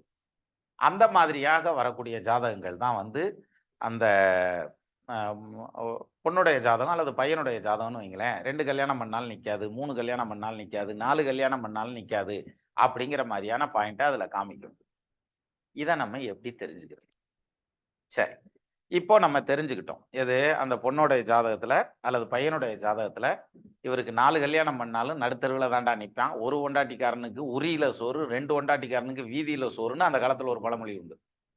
இப்போ இந்த ம இது மல்டிபிள் தாரம் பண்ணாலும் அந்த தாரம் நிக்காது. கல்யாணம் நிக்காது. அதுக்கு கிராமத்துல ஒரு பழமொழி சொல்லுவாங்க. பொண்டு விளங்காதவன் அப்டின்னுவாங்க. அதாவது பொண்டாட்டிங்கிறது விளங்காதவனுக்கு அப்டின்ற மாரியான பாயிண்ட்ல சொல்லுவாங்க. அப்படி இருக்குன்னு வச்சுக்கோங்க. இந்த ஜாதகத்த கண்டுபிடிக்கிறது எப்படிங்கிறத நமக்கு இப்ப பார்த்துருவோம் எக்ஸாம்பிளோட. அத விட்டுறலாம். இத பார்த்துர்றோம். அ இந்த தகவல எப்படி ட்ரான்ஸ்ஃபர் பண்றது? யாருக்கு? அந்த ஜாதகம் பார்க்க வர்றாங்க இல்லையா? அந்த பையனுக்கு பண்ணோம்னு வைங்களேன், சந்தோஷமா ஜாலியா எடுத்துக்கிருவான். "ஓ! அப்படியா? பெரிய அதிர்ஷ்டசாலி போல இருக்கேன் நானுன்ட்டு" கிளம்பிருவான். அதனால அவன பத்தி பிரச்சனை இல்ல. அந்த தகவலு ஒரு பொம்பள புள்ள ஜாதகத்துல இருக்குன்னு வச்சுக்கோங்க. அந்த பொண்ணுட்ட நம்ம பேச முடியாது இந்த வார்த்தைய. இல்லையா? சரி. அவங்க தாய் தகப்பனார் வந்து கேட்கறாங்கன்னு வச்சுக்கங்க. இத எப்படி சொல்றது? என்னன்னு சொல்றது? அத எப்படி கன்வே பண்றது இந்த மெசேஜ? அப்ப கன்வே பண்ணலன்னா என்ன சொல்லுவாங்க? இங்க பாரு பெரிய ஜோசியர்ன்றாய்ங்க. நான் எத்தன தடவ தூக்கிட்டு போனேன் தெரியுமா? ஒரு வார்த்தை அவன் என்ட்ட சொன்னானா இத பத்தி? சரி. நம்ம சொல்லியிருந்தா அவங்க ஏத்துப்பாங்களா சார்? உன் புள்ள வந்து ஒழுக்கம் கெட்டு போயிருவான். அல்லது வந்து 4 வருஷம் கட்டினாலும் நிக்காது. அப்படின்ற மாரிலாம் பேசுனோம்னா என்ன ஆகும்? ஸோ, அந்த இடத்துல தான் அ வள்ளுவர் சொன்ன குறள ஜோசியர் கையில எடுத்துக்கிறாங்க. "பொய்மையும் வாய்மை இடத்த புரை தீர்த்த நன்மை பயக்கும்" எனினும். சரி அப்பா நல்லா இருக்கும். சந்தோஷமா இருப்பாங்க, திருப்தியா இருப்பாங்கன்னு ஏதோ சொல்லி அனுப்புறாங்கன்னு வச்சுக்கோங்களேன். அப்போ இன்னும் சொல்லணும்னா, என்னுடைய எக்ஸ்பீரியன்ஸ்லயே எத்தனையோ பேர்த்துக்கு நம்ம டைம்லாம் வச்சு குடுத்துருக்கோம். இல்லையா? அதாவது குழந்தைக்கு சிசேரியனுக்கு டைம் வச்சு குடுக்குறோம். நம்ம ஃபேமிலில நான் கல்யாணம் பண்ணி வச்சேன். நான் கல்யாணம் பண்ணி வச்ச ஒரு ஃபேமிலில அ குழந்தைக்கு டைம் எடுத்து குடுக்குறேன். அதுவும் எங்க வச்சு எடுத்து குடுக்குறேன் தெரியுங்களா? அதான் அதுல ஆச்சரியம். பழனி முருகன் கோயில்ல, மலைக்கோயில்ல, கோபுரத்துக்கு அடியில, அதாவது இந்த ஃப்ரீ தர்ஷனுக்கு வரிசையில போம்போது கோபுரத்துக்கு அடுத்து போனதும், அந்த துலாபாரம் மண்டபம் இருக்கும். அந்த மண்டபத்துல பூட்டிருவாங்க. லாக் பண்ணிருவாங்க. அந்த கால பூஜை நடக்கிறப்ப. அந்த இடத்துக்கு போயிட்டு அங்க லாக் பண்ணிட்டாங்க. நாங்க அங்கன உட்காந்துட்டேன். அப்போ ஒரு 2, 3 பேர் வந்திருந்தாங்க. பொள்ளாச்சியில இருந்து ஒரு ஜோசியர் கூட வந்திருந்தாரு. எல்லார்த்தோடயும் உட்காந்து பேசிட்டு இருக்கையில, நான் அவர் ஜோசியத்த பத்தி பேசல. அப்புறம் நான் இத பத்தி பேசி, நான் அந்த லக்னம் எடுத்திருக்கேன். இது சரியா வருமான்னு பாருங்கன்னு சொல்லி அவர்ட்ட குடுக்குறேன். அவரும் அதெல்லாம் எடுத்து பார்த்துட்டு, இது சரியா இருக்குங்க இந்த லக்னம். அதான் செகண்ட் ஒப்பீனியனா கேட்டுக்கலான்னு கேட்கிறேன். எனக்கு ஏற்புடையதா வச்சு நான் அங்க தான் வச்சு அந்த லக்னமே வைக்கிறேன். வச்சு எடுத்து குடுத்தாச்சு. குழந்தை எடுத்தாச்சு. வந்துட்டா. இப்ப அவளும் படிச்சுட்டு இருக்கா. அவங்க அப்பாவுக்கு எப்பல்லாம் தொழில் டிஸ்டர்ப் ஆகுதோ, அப்பல்லாம் என்னைய திட்டுறாங்க. என்னத்த இவன் ஜோசியக்காரன், என்னத்த இவன் எடுத்தான், டைம் எடுத்தான், இவன் வேணும்னே எடுத்து குடுத்துட்டான், எங்கள கெடுக்கணும்னே எடுத்து குடுத்துட்டான்ற மாரியான பாயிண்ட்ல இப்படி பேசுறாங்க. அதாவது அவங்க புரிஞ்சுக்க முடியாத விஷயம் என்ன அப்படின்னா, நம்ம ஃபர்ஸ்ட் டாப் பிரையாரிட்டி நம்ம எதுக்கு குடுப்போம்? அவங்க அப்பன் தொழிலுக்கு குடுக்க மாட்டோம். டாப் பிரையாரிட்டி அந்த குழந்தை, அவங்க தாய் தகப்பனாருடைய ஆயுள், ஒற்றுமை, சந்தோஷம். அதுக்கு தான் ஃபர்ஸ்ட் பிரையாரிட்டி குடுப்போம். அதுக்கு அடுத்த பிரையாரிட்டி எதுக்கு குடுப்போம்? அ ஆயுள் நல்லா இருக்கு. அப்ப அந்த பிள்ளைக்கு குழந்தைக்கு படிப்பு நல்லா இருக்கணும். சரி. அதுக்கு அடுத்த பிரையாரிட்டி எதுக்கு குடுப்போம்? இப்ப தான் பொருளாதாரம் வரும். சொத்து, சுகம், பொருளாதாரம், வீடு வாசல். வீடு வாசல் சம்பாரிக்கிறது முக்கியம். ஆனா மற்றபடி இந்த குடும்ப சந்தோஷத்த பத்தி எங்களுக்கு பிரச்சனை இல்லன்னு நம்ம எடுக்க முடியுமா? ஆனா இத வந்து நம்ம எப்படி அவங்கள்ட்ட சொல்றது? சொல்லவும் முடியாது. எப்பல்லாம் அவங்க சொல்றாங்களோ, அப்பல்லாம் சரி ஆமாப்பா தெரியாம எடுத்துட்டேன் நானு. நான் கொஞ்சம் விவரம் இல்லாம எடுத்துட்டேன். அப்படின்ட்டே தான் சொல்லிட்டு இருக்கேன். என்ன காரணம்? வேற வழி இல்ல. அதாவது டேய் இப்படி வைக்கிறதுக்கு பதிலா அப்படி வச்சா அதுல பாதிக்கும், இதுல பாதிக்கும்னு நம்ம சொன்னோம்னா, சும்மா மிரட்டுற மாரி ஆயி போயிரும். ஆனா உண்ம அதான். இது மிரட்டுறதே கிடையாது. அப்போ இது பெரிய ஆதங்கம். இது மாரியான விஷயங்கள் வந்து நம்ம சமாளிக்கவே முடியாது. நீங்க வந்து அது என்ன அ ஐரோப்பால இருக்கவங்களுக்கு சொல்லுங்க கேட்பாங்க. நம்ம வீட்ல இருக்க அடுப்பாங்கரையில இருக்கவங்களுக்கு சொல்லுங்க கேட்க மாட்டாங்க. இதெல்லாம் ஒண்ணும் பண்ண முடியாது. அதாவது உள்ளூர் மாட்ட சந்தைக்கு புடின்னுவாங்கல்ல அந்த கணக்கு. சரி. அப்ப இது மாதிரியான விஷயத்த இந்த உன் புள்ளைக்கு 3 கல்யாணம் நடந்தாலும் அந்த குடும்ப வாழ்க்கை நிக்காதுயா. அது தனியா தனியா நிக்கணும் கடைசி வரைக்கும் அப்படின்னு அவர்ட்ட சொன்னோம்னா, அந்த பொண்ண பெத்தவர் ஏத்துக்க முடியுமா? சரி விட்டுருங்க. அந்த புள்ள நம்ம புள்ளைன்னு வைங்க. நம்ம எப்படி சார் அத டைஜெஸ்ட் பண்றது? எப்படி சமாளிக்கிறது? இதுக்கு பேரு தான் சார் கர்மா. சரியா? அப்போ கர்மாங்கிறது சும்மா பேச்சு வழக்குல சொல்லிட்டு போயிறது இல்ல. தர்ம சங்கடம் அப்படின்றாங்கல்ல, அந்த இடத்துல கொண்டு போய் நிப்பாட்டிரும். அப்போ இந்த மாதிரியான ஜாதகங்கள நம்ம எப்படி ஐடென்டிஃபை பண்ணலாம்? ஜோசியரா இருந்து அப்படிங்கிறத தான் இப்ப நம்ம பார்க்க போறோம். இதுக்கு வழக்கம் போல ஒரு எடுத்துக்காட்டு ஜாதகம் வச்சுக்குருவோம். ரொம்ப சிம்பிளா. இந்த ஜாதகத்த எடுத்துக்கங்க. அதாவது லக்னமா வந்திருக்கிறது மகர லக்னம். அதுக்கு முன்னாடி 1991 ஜூலை மாசம் 1ஆம் தேதி 7:50 பிஎம் பிறந்த ஊர் திண்டுக்கல்னே கூட வச்சுக்கங்க தப்பில்ல. இப்போ இந்த ஜாதகருக்கு வந்து ஆஹா! இந்த ஜாதகருக்கு வந்து ஜாதகர்னா இது பொம்பள பிள்ள. இந்த பொண்ணுக்கு வந்து கல்யாண வாழ்க்கை எப்படி இருக்கும்? அப்படிங்கிறது தான் இதுல கேள்வி. இப்ப இத எப்படி ஐடென்டிஃபை பண்ணலாம்? லக்னம் வந்து மகர லக்னம். மகர லக்னத்துக்கு குடும்பஸ்தானாதிபதி லக்னத்துல இருக்காரு. அப்ப அது நல்ல விஷயம். சரி. 7ஆம் இடத்துல செவ்வாய், சுக்கிரன் இருக்கு. இது வந்து ரொம்ப மோசமான அமைப்பு. ஆனா செவ்வாய் தசை 1 வருஷம் 1 மாசத்துல முடிஞ்சு போயிருது. அப்ப செவ்வாய் தசை முடிஞ்சுட்டா அப்ப பிரச்சனை இல்ல. சுக்கிர தசை வர்றதுக்கு ரொம்ப நாள் ஆகும். அப்ப வந்து இந்த 7ல இருக்க செவ்வாய், சுக்கிரன் டூப்ளிகேட்டா தான் இருக்காரு. அதனால அதுவும் ப்ராப்ளம் இல்ல. சரி. குரு வந்து உச்சமாகி 7ஆம் இடத்துல நிக்கிறார். அப்போ உச்ச குரு நின்னு லக்னத்த முழு பார்வையா பார்க்கிறாருலே! நல்ல விஷயம் தானே! அதனால வாழ்க்கை நல்லா தான் இருக்கும். அப்படிங்கிற மாரியான முடிவுக்கு வந்துரலாம். சரியா? இப்ப பாருங்க, இந்த ஜாதகத்துக்கு சின்ன வயசுலயே கல்யாணம் பண்ணி குடுக்குறாங்க. அது டைவர்ஸ் ஆகி ரிட்டர்ன் வந்துருது. குழந்தை இல்ல. மறுபடியும் கல்யாணம் பண்ணி குடுக்குறாங்க. ஒரு பையன் அல்லது பொண்ணு ஏதோ ஒண்ணு. ஒரு குழந்தை. அதோட ரிட்டர்ன் ஆயிர்றாங்க. ரிட்டர்ன் ஆயி அப்பா வீட்ல தான் இருக்காங்க. இங்க அப்பா வீட்ல இருக்க இன்னொரு லவ் வந்து டெவலப் ஆயிடுது. அந்த லவ் வந்து லவ்வா கிடையாது. கூட சேர்ந்து உலகத்துக்கு தெரியாம அவங்க வாழ்க்கையும் நடத்துறாங்கன்னு வைங்களேன். ஒரு பிசிக்கல் கான்டாக்ட்டோட ஓடுது. இப்போ இந்த பையன் வந்து எனக்கு ரொம்ப பிடிச்சிருக்கான். இந்த 2வது கல்யாணம் பண்ணார் இல்லையா? அவர வந்து டைவர்ஸ் பண்ணிட்டு, இந்த 3வதா வந்திருக்காரு இல்லையா? ஆல்ரெடி கணவன் ஆயிட்டாரு அவரு. தாலி தான் கட்டல. அவரோட குடும்பம் நடத்தலாமா? இவர கல்யாணம் பண்ணிக்கட்டுமா? அப்படிங்கிறது கேள்வி. இப்போ சரி, நீங்க கல்யாணம் பண்ணிக்கங்க. நல்லபடியா பிழைப்பீங்க அப்படின்னு சொல்றதா? இல்ல 2வது கணவர் வந்து ஏதோ பிரச்சனையில பிரிஞ்சிருக்கிறீங்க அப்படிங்கிறதுக்காக உடனே இப்படி ஒரு முடிவு எடுக்கக்கூடாது. அவர் நல்ல மனுஷன் தான். அவர் கூடயே போய் வாழுங்கன்னு சொல்றதா? இல்ல நீ வந்து டைவர்ஸ் பண்ணிட்டு, இந்த 3வது இருக்கிறவரையும் உட்டுட்டு, உங்க அப்பா வீட்டோட இருக்கிறது தான் உனக்கு சேஃப்டி. நீ அந்த அந்த இடத்துல தான் இருக்கணும் அப்படின்னு சொல்றதாம். இதுல எத சொல்றது? சரி. ஏன் இந்த பொசிஷன் இந்த பொண்ணுக்கு நடந்தது? அதான் கேள்வி இதுல. சரி, இப்ப பாருங்க, செவ்வாய் தசை 1 வருஷம் 1 மாசம். அதுக்கப்புறம் ராகு தசை ஒரு 18 வருஷம். இந்த ராகு தசை முடியல, இந்த பிள்ளைக்கு வயசு என்னன்னு பாருங்க.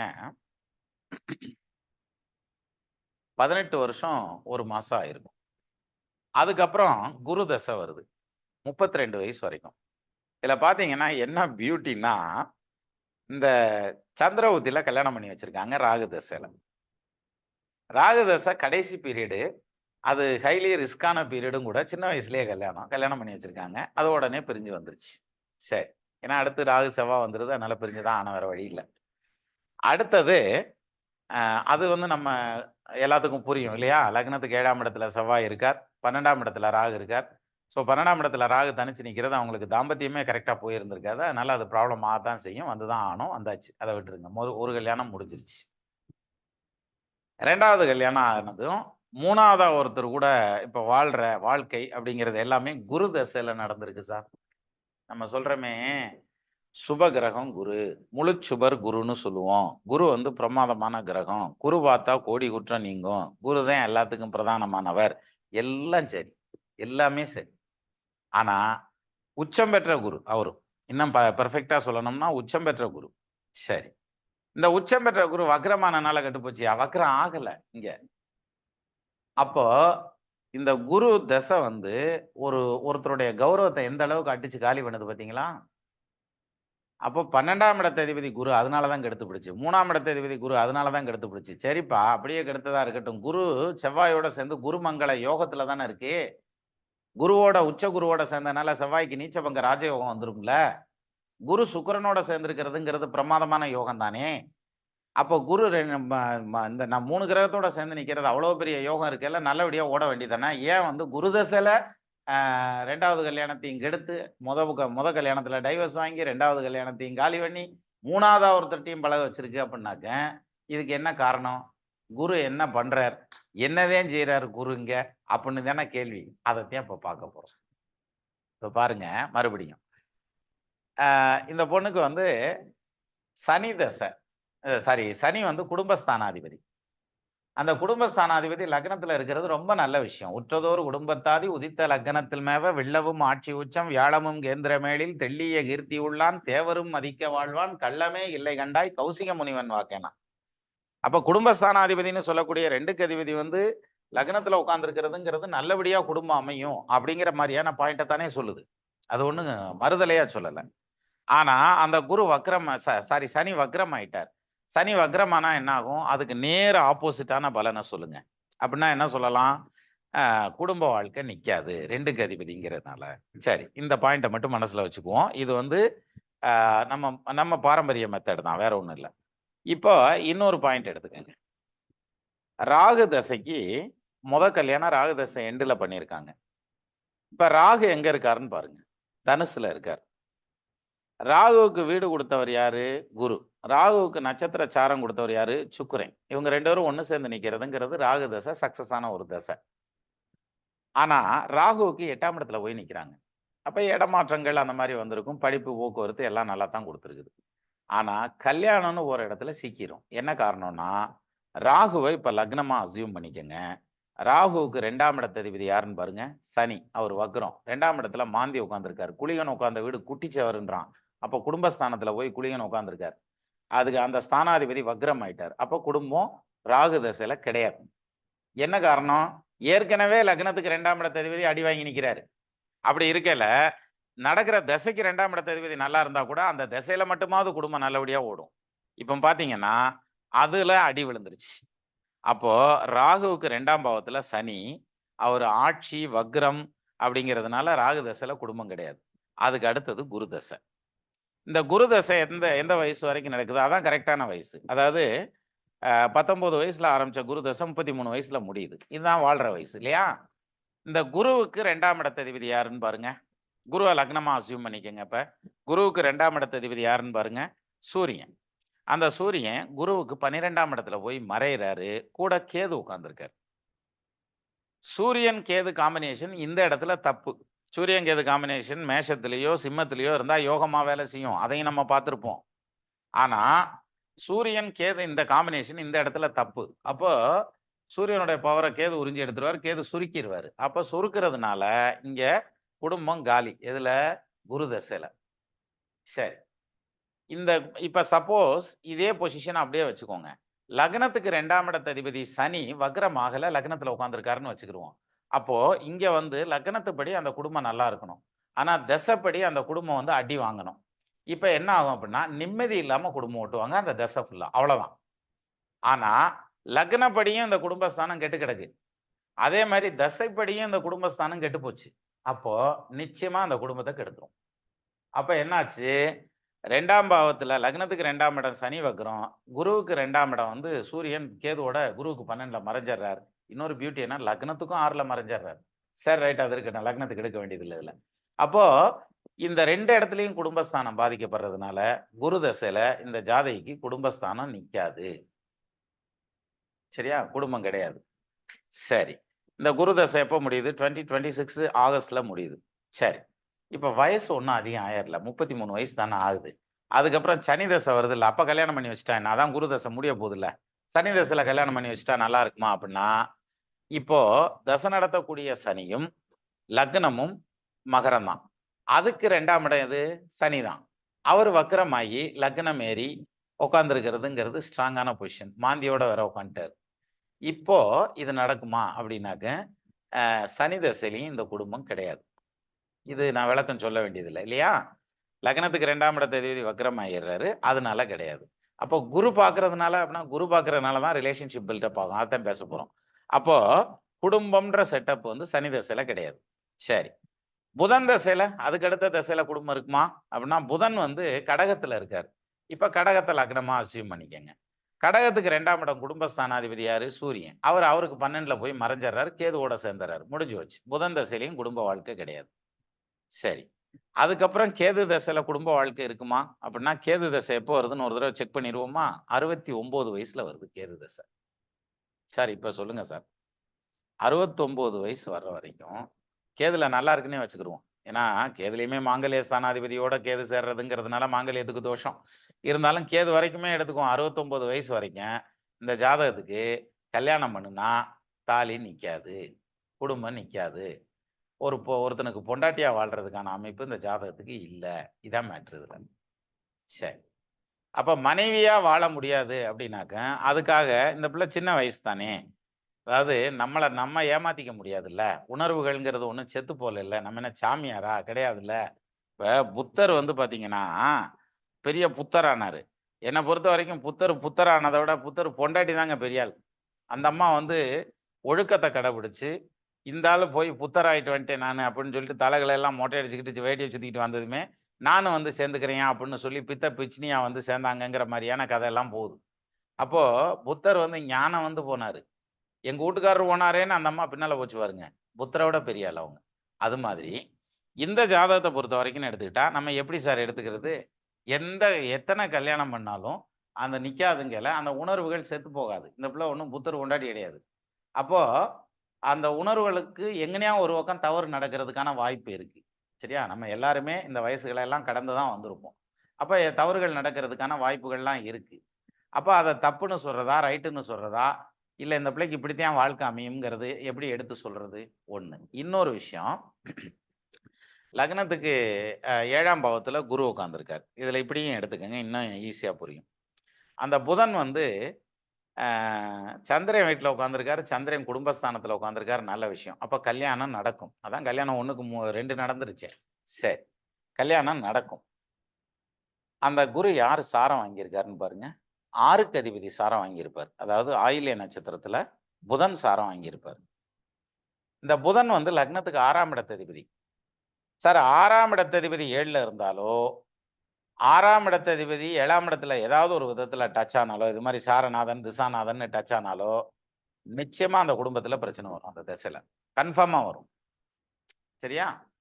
அப்போ குரு தசையில கண்டிப்பா ஃபேமிலி இஷ்யூஸ சந்திச்சாகணும். பிரிவினைய சந்திச்சாகணும். சனி தசை எடுத்துக்கங்க. 2க்கு அதிபதி லக்னத்துல உட்கார்ந்திருக்கார். வக்ரம் ஆயிட்டார். முடிஞ்சு போச்சு. அதுலயும் அமையாது.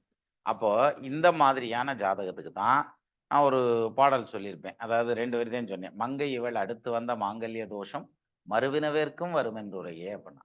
அப்ப இந்த மாதிரியான ஜாதகங்கள் திருமணம்னு பண்ணல, திருமணம்னு பண்ணுனா நிக்காது. ஆனா லிவ் இன் ரிலேஷன்ஷிப்னு ஓடுச்சுன்னு வச்சுங்களேன், 10 வருஷம் இல்ல 20 வருஷம் கூட ஓடும். 10 வருஷம் குடும்பம் நடத்திட்டு நம்ம ஒருத்தர் நல்லா புரிஞ்சுக்கிட்டோம், தெளிவா புரிஞ்சுக்கிட்டோம், நம்ம இனிமே கல்யாணம் பண்ணிக்கிருவோம், எதுக்கு வந்து நம்ம இப்படி இருக்கணும், புருஷன் பொண்டாட்டியாவே ஆயிரலாம் அப்படின்னு சொல்லி புருஷன் பொண்டாட்டி ஆகிறதுக்கு குடும்பம் நடத்துனாங்கன்னா, அதாவது கல்யாணம்னு பண்ணாங்கன்னா, தாலி கட்டின உடனே டைவர்ஸ் ஆயிடும் அல்லது பிரிஞ்சிருவாங்க, அவ்வளவுதான்.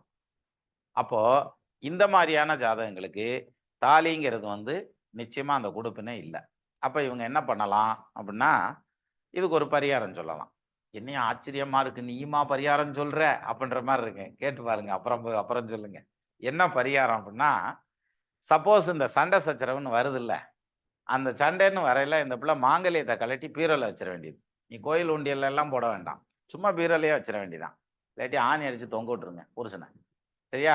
அந்த தாலியை தொங்க விட்டுட்டு சும்மா வெறும் செயினை எடுத்து போட்டுக்கிட்டு, எல்லாரும் பாக்குறவன்லாம் என்ன உள்ள தாலி விட்டுருக்கேன் நான் திறந்து பாக்குறேன் ஒன்றும் கிடையாதுல்ல, அதனால சும்மா செயினை போட்டுக்கிட்டு அவங்க பாட்டு குடும்பம் நடத்துனாங்கன்னா, இந்த சாஸ்திரத்துக்கு தாலி இல்லாம குடும்பம் நடத்துறதுக்கு ஈக்குவல் ஆயிடுதா புருஷன்கிட்டயே? அப்போ புருஷனுக்கே வப்பாட்டியா, புருஷனுக்கே வந்து மாங்கல்யம் இல்லாத ஒரு பொண்ணா வந்து சேர்ந்து நடத்துறாங்கன்னு வச்சுக்கோங்க, குடும்பம் நடத்துனாங்கன்னா இந்த தோஷம் அதுல அடிபட்டு போறதுக்கான ஒரு வாய்ப்பு உண்டு. ஸோ இப்படியும் போகலாம். இது வந்து ஒரு பரிகாரமா எடுத்துக்கிடலாம்.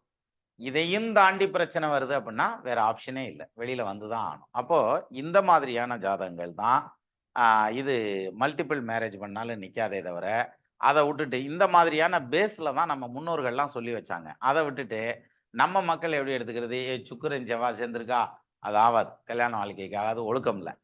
ஆனா சுக்கிரன் செவ்வாய் சேர்ந்து இருந்துச்சுன்னா ஒழுக்கமான எத்தனையோ பொண்ணுங்களும் ஆண்களும் இருக்காங்க, பசங்களும் இருக்காங்க. சரி, அதே மாதிரி சூரியன் செவ்வாய் சேர்ந்திருக்கா செத்து போயிடுவாங்கயா அப்படின்னு அவர் இந்த மொட்டை தலையா ஒரு முடிவு எடுத்துறது, வெள்ளையா இருக்கிறதெல்லாம் பால்னு அப்படி இல்லை. இது மாதிரி அதை என்ன காரணத்தினால எங்க பிரச்சனை ஆகுது, அப்ப அந்த தசை வருதா, அடுத்த தசையில சரியா போயிருமா, இல்ல இந்த தசையும் அப்படித்தான் அடுத்த தசையும் அப்படித்தான் வருதா அப்படிங்கிறத ஸ்க்ரூட்டனிங் பண்ணி பார்த்தோம்னா நமக்கு பர்ஃபெக்டா ஒரு ஜாதகத்தை ஃபில்டர் பண்ணி எடுக்க முடியும். அப்படிங்கிறதுக்கு இது மாதிரியான ஜாதகங்கள்லாம் ஒரு உதாரணம். இந்த ஜாதகத்தை நான் பேசி முடிச்சுட்டு அந்த பொண்ணுகிட்ட வந்து இந்த மாதிரி நான் எக்ஸாம்பிள் போடுறதுக்கு பெர்மிஷன் கொடுமா அப்படின்னு சந்தோஷமா கொடுத்தாங்க. தாராளமா நீங்க போடுங்க அப்படின்னு சொல்லி சொன்னாங்க. நம்ம எல்லாருடைய சார்பாகவும் அந்த சகோதரிக்கும் நம்ம நன்றியை சொல்லிக்குவோம், சரியா? இப்போ ஓரளவுக்கு நம்ம சப்ஜெக்டை கிளியர் பண்ணி வந்திருப்போம்னு நினைக்கிறேன்.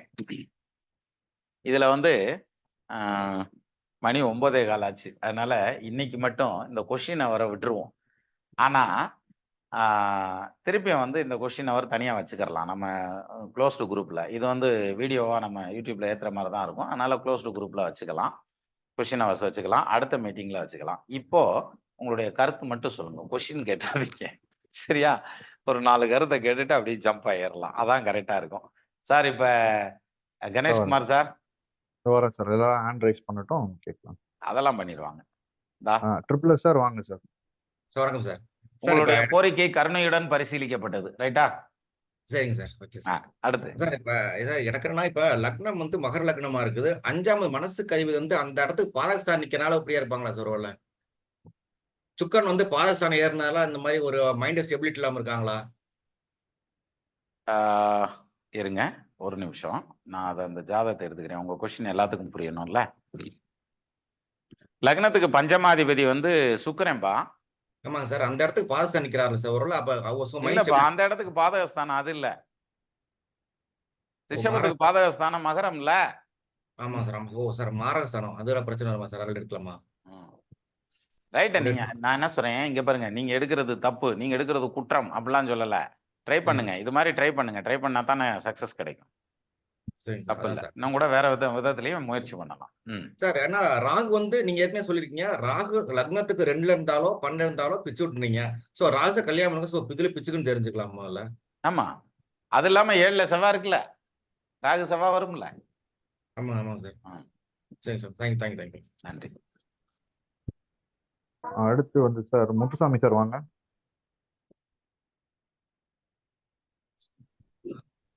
சார் வணக்கம் சார். வாங்க சார். சார் ஒரு இன்ஃபர்மேஷனா, கொஸ்டின்லாம் இல்ல, இது எங்க ஊர்ல நடக்கக்கூடிய ஒரு சாஸ்திரம். இந்த 2வது கல்யாணம் 3வது கல்யாணம்ங்கிறது முத கல்யாணம் டிவேஸ்ல முடிஞ்சிச்சு, பிரிஞ்சு வந்துட்டாங்க அப்படின்னா, 2வது கல்யாணம் வந்து ஊரை கூட்டி கல்யாணம் பண்ண மாட்டாங்க.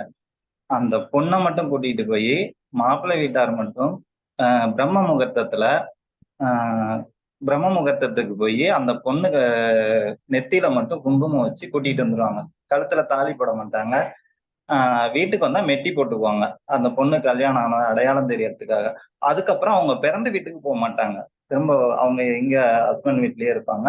ஆனா தாலி போட்டுக்க மாட்டாங்க. இது வந்து இன்னைக்கு வரைக்கும் எங்க ஊர்ல அந்த மாதிரிதான் 2வது கல்யாணம்னாலும் சரி, 3வது கல்யாணம்னாலும் சரி, இது மாதிரிதான் சார் நடக்கும். இது ஒண்ணு இன்ஃபர்மேஷனா இது சொல்லிக்கலாம். நல்ல ஐடியா. இதுவும் நல்லா இருக்கு. இது மாதிரி நம்ம முன்னோர்கள் எத்தனையோ பண்ணி வச்சிருக்காங்க. அதுல இதுவும் ஒண்ணு நல்லா இருக்கு. அந்த தாலி கட்டவே மாட்டாங்க. 2வது கல்யாணம்னு போயிட்டா தாலி கட்டவே மாட்டாங்க.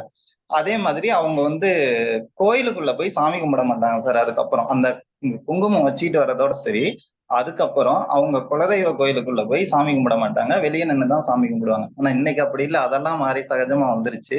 ஆனா அந்த கல்யாணம் மட்டும் 2வது கல்யாணம் போனா நெத்தியில குங்குமம் வச்சு கூட்டிட்டு வருவாங்க சார். மெட்டி போட்டுக்குவாங்க, ஆனா தாலி கட்ட மாட்டாங்க சார். ரொம்ப புதுமையான தகவல்ப்பா. நான் கேள்விப்படல. நம்ம யாருமே பெரும்பாலும் கேள்விப்பட்டிருக்க மாட்டோம். ஒரு நல்ல தகவல் சொன்னீங்க. இதை நான் ஒரு ஜாதகத்துக்கும் சொல்லியிருக்கேன் சார். இந்த மாதிரி 2வது கல்யாணம் பண்ணும்போது கேட்டாங்க, உங்களுக்கு தாரதோஷம் இருக்கு, 2வது கல்யாணம் பண்ணாலும் நிக்காது, நீங்க இது மாதிரியான பண்ணிக்கங்க அப்படின்னு சொல்லியிருக்கேன். அது மாதிரியும் பண்ணியிருக்காங்க சார். தங்கம்யா, பிரமாதமா பண்ணிருக்கீங்க. நான் இப்ப முதைய ஹேண்டில் பண்ண ஆரம்பிச்சிட்டீங்க. Very good. உங்க ஆசீர்வாதம் தான் சார். நன்றி நன்றி நன்றி. நல்லா பண்ணிருக்கீங்க. நன்றி சார். சார் அடுத்த யோகேஸ்வரன் சார் வாங்க. சார் வணக்கம். இன்னைக்கு வாங்க. சிறப்பான ஒரு ஜாதகத்தை கொடுத்துருக்கீங்க. புதிய ஒரு அணுகுமுறையில எப்படி பார்க்கணுங்கிற வித்தியாசமான அணுகுமுறையில நிறைய கொடுத்துருக்கீங்க. இதுல என்ன டவுட் இல்லைங்க சார், டவுட்டா கேட்க வேணாம்னு சொல்லிட்டீங்க. இவங்க லக்னத்துல 7ல செவ்வாய் இருக்குங்க. செவ்வாய் வந்து ஆயுள் நட்சத்திரத்தோட அவங்க செவ்வாய்க்கும் புதனுக்கும் முதலே ஆகாது. அப்படி இருக்கும்போது 2 பேரும் சேர்ந்து இருக்கிறதுனாலதான் இந்த பிரச்சனைங்களா? எடுத்துக்கலாம், அப்படியும் எடுத்துக்கலாம். செவ்வாய் 7ஆம் இடத்துல இருக்கார், 6க்கு அதிபதி சாரம் வாங்கியிருக்கார், 6க்கு அதிபதியோட கூட இருக்கிறார். அங்க வந்து கூட்ட கிரகம் இருக்கு. அதனாலயும் இந்த மாதிரி பிரச்சனைகள் வரலாம். இப்ப இதை நம்ம இதுல விட்டுட்டு நவாம்சத்துல தேடினாலும் நவாம்சத்துலயும் கிடைக்கும். கிடைக்காம போறதுக்கு வாய்ப்பே இல்லை. கண்டிப்பா கண்டிப்பா கண்டிப்பா கண்டிப்பா சார். சூப்பர் சார், அருமையா இருக்குது. நன்றி நன்றி. கண்டிப்பா சார், செஷன்ல பார்க்கலாம்.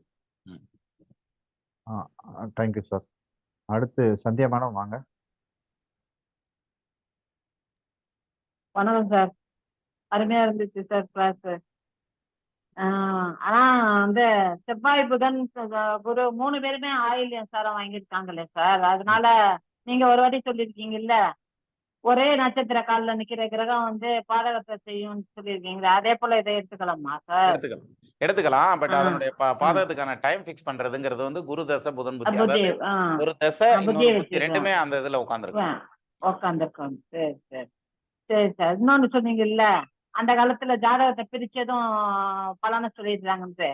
அது 7 லக்னங்கள் 7 இருக்குல்ல, லக்னங்கள் ஜென்ம லக்னம், சந்திர லக்னம், அம்ச லக்னம், தாரா லக்னம், இந்து லக்னம், கரியார் லக்னம், அந்த லக்னத்தை வச்சு டக்குன்னு பார்த்ததுன்னு சொல்லிடுவாங்க சார். வேற ஒண்ணும் இல்ல. இருக்கலாம் மேபி. அந்த இந்த சப்ஜெக்ட ரொம்ப ஒரு ஷார்ப்பான சப்ஜெக்ட் இது இல்லையா? அதனால கரெக்டா ஹேண்டில் பண்ணிடுவோமான்னு தெரியல. இருந்தாலும் அப்படி கரெக்டா கொண்டு போயிட்டு இருந்தேன் இல்லையா? நீங்க வரையில நான் அதான் நினைச்சேன், குறை சொல்லுவீங்களா நிற சொல்லுவீங்களான்னு தெரியல அப்படின்னு. நிறதான் சொல்லிருக்கீங்க. இல்ல சார், நான் எதுக்கு சார் குறை சொல்ல போறேன்? இந்த சப்ஜெக்ட் நம்ம டிஸ்கஸ் பண்ணவே இல்லை இல்லையா? இது கொஞ்சம் வித்தியாசமான சப்ஜெக்ட் இல்லையா? ஆமா ஆமா. Okay, thank you sir. நல்லது. Thank you madam. ராகுல் சார் வாங்க. சார் வணக்கம் சார். வணக்கம் சார். சார் இப்போ வந்து 8ஆம் இடம் மாங்கலிஸ்தானம்னு நம்ம எடுத்துக்கலாம். இப்போ அது வந்து இப்போ அஷ்டமாதிபதி ஆனால அதை பொதுவாக அஷ்டமாதிபதி வீக்காகிறது நல்லதுன்னு சொல்லுவாங்க சார். இப்போ அஷ்டமாதிபதி வீக்கான இந்த மாங்கல்யம் இதெல்லாம் பாதிக்கப்படுமா? இல்லப்பா, அஷ்டமாதிபதி வீக் ஆகக்கூடாது. அஷ்டமாதிபதி ஸ்ட்ராங்கா இருக்கணும். ஆனா அது நெகட்டிவா ஸ்ட்ராங் ஆயிடக்கூடாது. அதான் மேட்ரு இதுல. இப்போ இந்த ஜாதகத்துல அஷ்டமாதிபதி ஸ்ட்ராங்கா தான் இருக்காரு.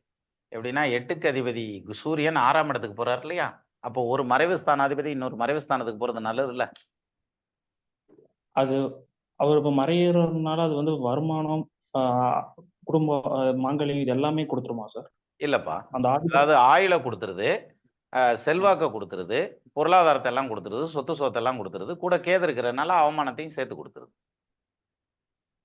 இப்ப மாங்கல்யத்துல கை வச்சிருக்கல சார், அப்ப அது எப்படி எடுக்கிறது? எப்படிப்பா? மாங்கல்யத்துல கை வச்சிருக்கல இப்ப முதல் திருமணம் 2வது திருமணம் போகுதுல்ல சார், அது ஆமா மாங்கல்யத்துல அது கை வைக்குதுல்ல, அப்ப 8ஆம் பாவம் அடி வாங்குன்னு தான் நம்ம எடுக்கணும். ஆமா, மாங்கல்யத்துல அடி வாங்குது. மாங்கல்யத்துல அடி வாங்குறதுக்கு சப்போர்ட்டிவா நம்ம ஒரே பாயிண்ட்டை மட்டும் வச்சு எடுக்க முடியாதுல்ல. 7ஆம் இடம் இருக்கு இல்லையா, 7ஆம் இடத்துல வந்து இத்தனை பாதிப்பு இருக்குல்ல, அப்ப வந்து கணவர் பிரிஞ்சு போறதுனால மாங்கல்ய அடி வருது. இப்போ ஒருத்தருக்கு வந்து குழந்தை கிடைக்குமா அப்படின்னு பாக்குறப்ப நம்ம 5ஆம் இடத்தை மட்டும் வச்சு பார்த்தோம்னா தோத்துருவோம்.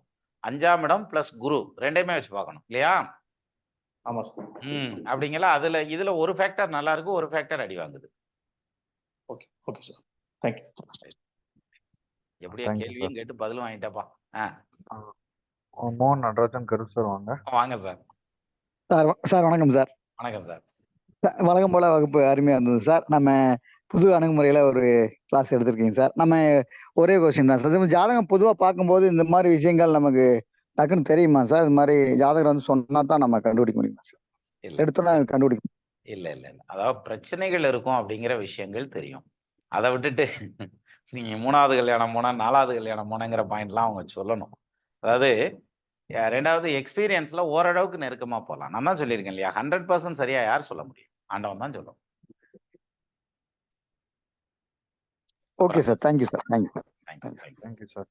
வேலுக்கார்த்திகேயன் சார் வாங்க. சார் வணக்கம் சார். வணக்கம் சார். இது சார் கேக்குதுங்களா? கேக்குது வேலுக்கார்த்திகே. நீங்க உட்காருறீங்க, நான் யூடியூப்ல போடுறேன்னு சொல்லியிருக்கேன். ஜட்டையா போட்டு உட்கார்றது இல்லையா, பனியனோட உட்காந்துருக்கீங்க. சரி சொல்லுங்க. ஓகே சார், ஓகே சார், சரி சார். சரிங்க சார். சார் இந்த சப்ஜெக்ட் சம்மந்தமா இல்லைங்க, இந்த இப்போ அந்த புனர்பூ தோஷம்னு சொல்லி சந்திரன் சனி சேர்ந்துருக்கீங்க சார். ஆமா, அவங்க ஜாதகம் பார்க்கும்போது மழை வருதே சார், அது அது சரியா வருங்களா? அது எப்படி எடுக்கலாமா? ஜாதகம் பார்க்கும்போது மழை வருதா? அதாவது ஆமாங்க சார். நானும் ஒரு 5 டைம் பார்த்துட்டேன். அந்த புனர்பூ தோஷம் இருக்கிறவங்க ஜாதகம் பார்க்கும்போது மட்டும் திடீர்னு மழை வரக்க ஆரம்பிச்சது. அது ஏன் என்னன்னு தெரியல. சே, நீங்க ஜாதகம் பாக்குறதுல மழையே வந்துருச்சு போல இருக்கப்பா அப்படின்னு வாங்கல வந்துருச்சு சார். அது எப்படின்னு தெரியல. அது எதான் இல்லப்பா, எனக்கு அது ஒரு கோஇன்சிடென்ஸா இருக்கலாம்னு நான் நினைக்கிறேன். ஏன்னா அந்த மாதிரி முரடத்தனமா போக கூடாது. அதாவது புனர்ப்பு தோஷம் இருந்தா மழை வரும் அப்படின்னாக்கா அவங்க ஜாதகம் பார்க்கணும்னு எந்திரிச்சு வரையில மழை வருமா, இல்ல நம்ம? ஏன்னா ஒரு நாளைக்கு 10 ஜாதகம் பாத்தீங்கன்னா 2 ஜாதகம் புனர்ப்பு வந்துரும் சார். நான் எப்பாச்சும் ஒண்ணுதான் பாப்பேன். அதான் அந்த மாதிரி வரையில சரி அப்படி பரவாயில்ல. மழை வேணும்னா அப்படின்னா புனர்ப்பு தோஷத்தை பார்த்தாக்க மழை வருது. நீங்க சொல்றத பார்த்தா கழுதைக்கு கல்யாணம் பண்ணி வைக்கிறதுக்கு பதிலா இப்படி இறங்கிடலாம் போல இருக்கே. அதான் சார் சொல்றேன். இல்ல, வெயில் காலத்துல மழை வேணும்னா புனர்ப்பு தோஷத்தை அவற்றை கொடுத்துட்டாக்க மழை வர. அது அவங்கள ஒரு லிஸ்ட போட்டு வச்சுக்கிட்டோம்னா, எப்பா புனர்ப்புல 2 ஜாதகத்தை கொண்டு வா, மழை பெய்யட்டும் அப்படின்ற மாதிரி போயிடலாம். சாரி, சும்மா விளையாட்டுக்கு சொன்னேன்ப்பா, தப்பா நினைச்சுக்காத. இல்ல அதெல்லாம் ஒண்ணு இல்ல, அவரு தப்பா எடுத்துக்க மாட்டாரு. எல்லாம் நம்ம டீம்ல இருக்கவங்க தானே. இன்னும் சொல்லணும்னா அவரெல்லாம் பாத யாத்திரை வந்தவர். அவரு என்ன சொன்னாலும் தப்பா எடுத்துக்க மாட்டாரு. ஏப்பா எடுத்துக்கிறீங்களா சார்? எனக்கு திட்டினீங்களா அடிச்சீங்களா எதுவுமே எடுத்துக்க மாட்டேன் சார். நமக்கு என்ன கௌரவம், அதெல்லாம் கிடந்து போகுது, விடுங்க. சரி, இது அவரு சொன்னா எடுத்துக்க மாட்டீங்கப்பா, நான் சொன்னா எடுத்துக்கிறீங்களேன்னு அதெல்லாம் எடுத்துக்க மாட்டேன். நீங்க அக்கா மாதிரி, நீங்க என்ன சொன்னீங்களும் எடுத்துக்க மாட்டோம்.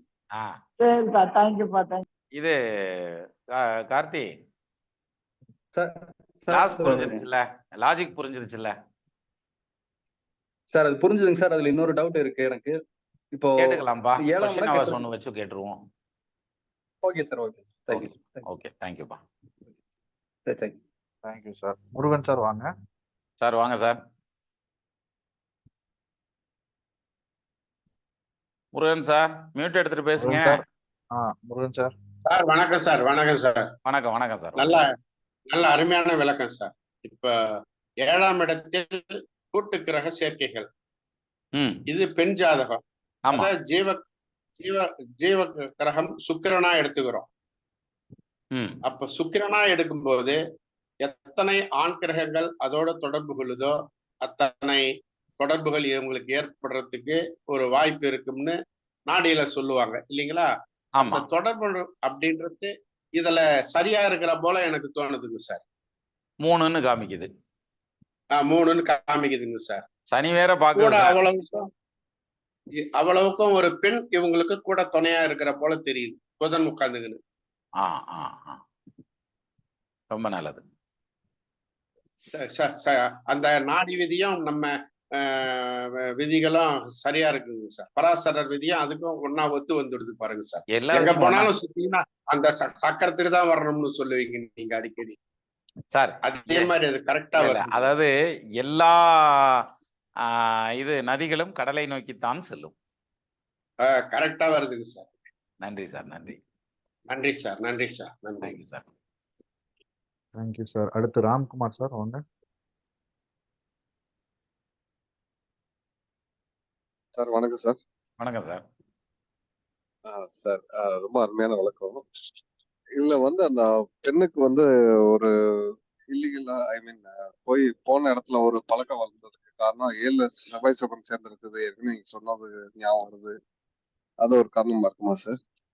7ல செவ்வாய் சுக்கிரன் சேர்ந்திருக்கிறது காரணமான்னு கேக்குறீங்களா சார்? 7ல செவ்வாய் சுக்கிரன் சேர்ந்தா செவ்வாய் தசையோ சுக்கிர தசையோ நடந்தா தானே அது நடக்கணும். இங்க அததான் மிஸ்மேட்ச் பண்ணிக்கிடுவாங்க.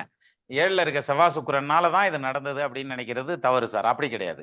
7ல இருக்க செவ்வாய் சுக்கிரன் காரணம் இல்ல, குரு தசையில தான் இது நடந்திருக்குது. அப்ப குருவை தான் நம்ம ஸ்க்ரூட்டனிங் பண்ணணும். அதை தான் ஆய்வுக்கு எடுத்துக்கணும். சரிங்க சார். சரிங்க சார். குரு வந்து புதன் சாரம் சார். அது ரொம்ப டேஞ்சர் சார். 6க்கு அதிபதி 7ல நிக்கிறது.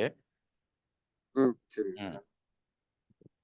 அதான் அந்த தசை இந்த மாதிரி நடந்ததுன்னா கண்டிப்பா பாதிக்கும். சரிங்க சார். நன்றிங்க சார்.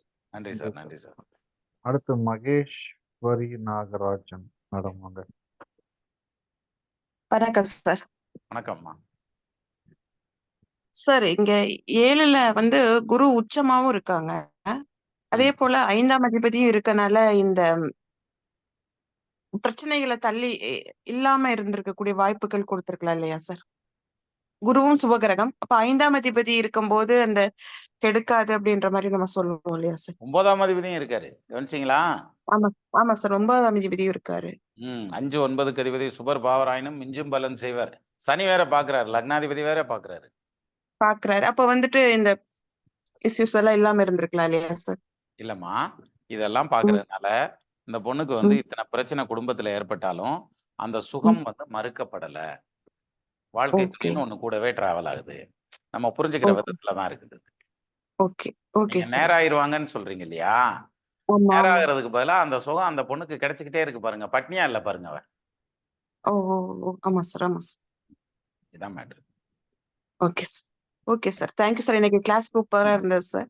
அத சொல்ற விதம் வந்து ஒரு நாசுக்கா ஒரு சிறப்பா புரியுற மாதிரி சொல்லியிருக்கீங்க. ரொம்ப சிறப்பு சார். நல்லது. Thank you sir. மேடம். அடுத்து மாலதி வேலு மேடம் வாங்க. சார் வணக்கம் சார். வணக்கம் மேடம். போய் செட்டில் ஆயிட்டீங்களா பாம்பேல? செட்டில் ஆயாச்சு சார். இனி பாம்பே மாமி என்று அன்புடன் அழைக்கப்படுவீர்கள். Thank you sir. சார் இந்த ஜாதகத்துல வந்து 7ஆம் அதிபதி வந்து கூட்டு கிரகங்கள் அத்தனை இருக்கிறது ஓகே சார். ஆனா அந்த கிரகத்துக்கு வீடு கொடுத்தவரு அந்த வீட்டுக்கு 8ல போய் மறைகிறாரு. சரி. ராகு காலே வாங்குறாரு. அப்படிங்கலதான் 1க்கு மேற்பட்ட லவ் அப்படின்னு சொல்லி எடுக்கலாமா சார்? எடுக்கலாம் சார். எடுக்கலாம் மேடம். பெர்ஃபெக்ட். இப்ப புதன் கேது அப்படிங்கிறது வந்து லவ்னு சொல்றாங்க இல்லையா? ஆனா இங்க புதன் கேது சேராமலே இதெல்லாம் வருது பாருங்க. அதுக்கு வந்து காரணம் வந்து வீடு கொடுத்தவர் 8ல போயிட்டு அவர் ராகு சாரமே வாங்கி ராகு ஜாயின் ஆகுறதுனால முறையற்ற தொடர்புன்னு எடுக்கலாம்ல சார் ராகுவ? சூப்பர். அருமையா எடுக்கலாம். இதுல இன்னொன்னு ஒரு கூடுதல் தகவல் சொல்லட்டுமா?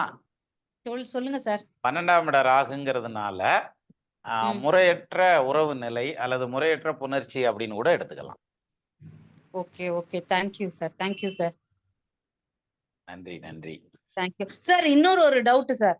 அந்த 4, 5 கூறியவங்க தானே சார் நம்ம வந்து பிஃபோர் மேரேஜோ இல்ல ஆஃப்டர் மேரேஜ் ஒன் மோர் தொடர்பு அப்படின்னு சொல்லுவோம். அது வந்து 4, 5 கூறியவங்களும் 7ல போய் உட்கார்றாங்கல்ல, அதுவும் ஒரு பாயிண்ட் எடுக்கலாம்ல சார்? எடுக்கலாம். Okay okay. Thank you sir. Thank you. அதே மாதிரி 4அவனும் 6அவனும் லக்னத்துக்கு 4க்கு அதிபதி 6க்கு அதிபதி அவங்க 2 பேர் இருந்தாலும் அந்த பாயிண்ட் வந்துரும். Okay okay. Thank you. Thank you sir. Thank you. Thank you. நன்றி மேடம். அடுத்து தனலட்சுமி மேடம் வாங்க.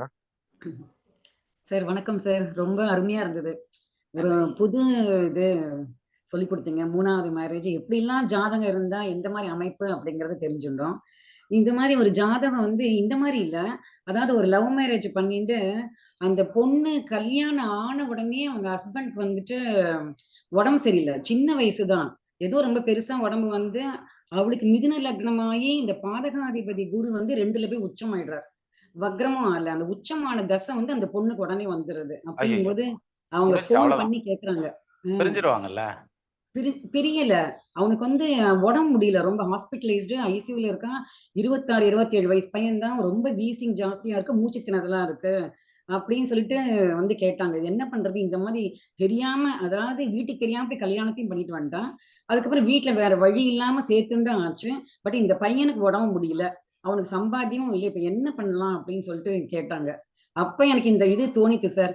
அதாவது மாரகமா இருந்தாலும் சரி, டைவர்ஸா இருந்தாலும் சரி, நீங்க தாலியை கட்டி உடனே வீட்டுல வச்சிட சொல்லுங்க.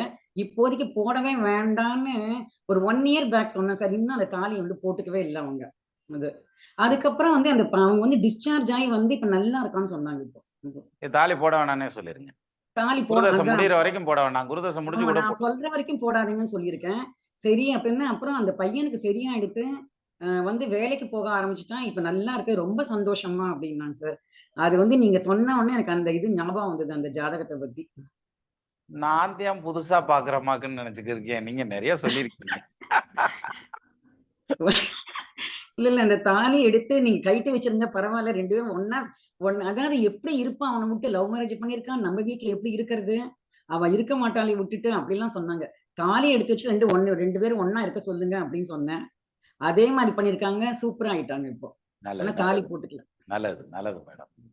அதே மாதிரி இந்த ஜாதகத்துல வந்துட்டு சனி வந்து லக்னாதிபதி ஆட்சியா இருந்தா கூட சனி வந்து இன்னொரு இதுல பாக்குறச்ச வந்துட்டு நிஷ்பலமாவும் இருக்காரு இல்லையா சார்? அது சந்திரனோட சாரம் வாங்கி அப்படி எடுத்துக்கலாம் இல்லையா? எடுத்துக்கலாம்.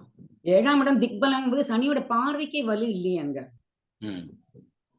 அப்படியும் எடுத்துக்கலாமா சார்? அதான் தாராளமா எடுத்துக்கலாம். கரெக்ட் தான். நீங்க இன்னொன்னு இந்த ஆட்சி பெற்ற கிரகத்தோட இருக்கிற கிரகங்கள் வந்து அது வந்து ரொம்ப நல்லதுதான் பண்ணும் அப்படின்னு சொல்லும்போது, உச்சம் பெற்ற குரு வந்து இது குரு இந்த லக்னத்துக்கு பாதகாதிபதியும் இல்லாம போது அந்த செவ்வாய் சுக்கிரன்லாம் ஏன் இந்த மாதிரி ஒரு அமைப்பை கொடுக்கறதுங்கிறதுதான் எனக்கு ரொம்ப இதுவா இருக்கு. இல்லம்மா, நம்ம ஒரு சைடு தானே பார்த்திருக்கோம். இன்னொரு சைடு காமிக்கல நமக்கு. அது சப்தரிஷி நாடி புக்ல பாத்தீங்கன்னா இந்த பிறப்புல ஏன் இந்த தொல்லையை அனுபவிக்கிறான், போன பிறப்புல அவன் என்ன பண்ணான்னு விலாவரியா எழுதியிருப்பாங்க பாட்டிலேயே. ஒரு பொண்ணு வந்து தான் பொண்ணுக்கு கல்யாணம் பண்ணணும்னு சொல்லி கேட்டா, மாங்கல்யம் செஞ்சு கொடுங்கன்னு கேட்டா, இவன் செஞ்சு தரேன்னு சொல்லிட்டு கடைசி நேரத்துல இல்லைன்னு சொல்லிட்டான். அந்த பிள்ளை மஞ்சள் கட்டையை வச்சு தாலியை கட்டி மகளுக்கு கல்யாணம் முடிச்சுட்டு வந்து இவனுக்கு சாபம் விட்டா அப்படிங்கிற மாதிரி எல்லாம் சொல்லுவாங்க. அதுல அது மாதிரி நிறைய இன்சிடென்ட்ஸ். ஒரே சைடு பார்க்க முடியல. 4 பக்கமும் 4 காரகத்துவமும் எல்லாத்தையும் எடுத்து அந்த ஜாதகத்தை அலசும் போதுதான் சார் தெரியறது. ஒரே இதுல வந்து ஒரே ஆங்கிள் பார்க்க முடியல. 4 பக்கம் பார்த்தாதான் தெரியும். இதுல இன்னொரு விஷயம் சொல்லட்டுங்களா உங்களுக்கு? இன்னொரு அடிஷனல் இன்ஃபர்மேஷன் சொல்றேன். அதாவது முதல்ல இந்த ஜாதகத்தை எடுத்துக்கிடுவோம், இருங்க.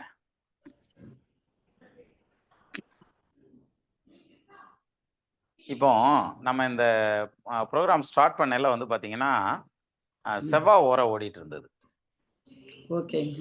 செவ்வாய்க்கிழமை இன்னைக்கு. அப்ப கிழமைய வச்சு எடுத்துக்கிட்டாலும் ஓரைய வச்சு எடுத்துக்கிட்டாலும் செவ்வாய். அந்த செவ்வாய் வந்து லக்னத்துக்கு 7ஆம் இடத்துல நிக்குது. அப்ப 7ஆம் இடம் தான் பிரச்சனை. அதான் இதுல இந்த ஜாதகத்துல டிஸ்கஸ் பண்ண போறோம். எப்படி இருக்கு பாருங்க. பிரசன்னம் பாருங்க. Super sir. நல்லா ரெண்டாவது, இப்ப நான் உட்கார்ந்து இருக்கிறது டார்க் கலர் ஷர்ட் போட்டிருக்கேன் இல்லையா? அப்ப வந்து சனியை பத்தி தானே பேச போறேன். சனி குடும்பஸ்தானம்ல, அப்ப குடும்பத்தை பத்தி பேசிருக்கேன்.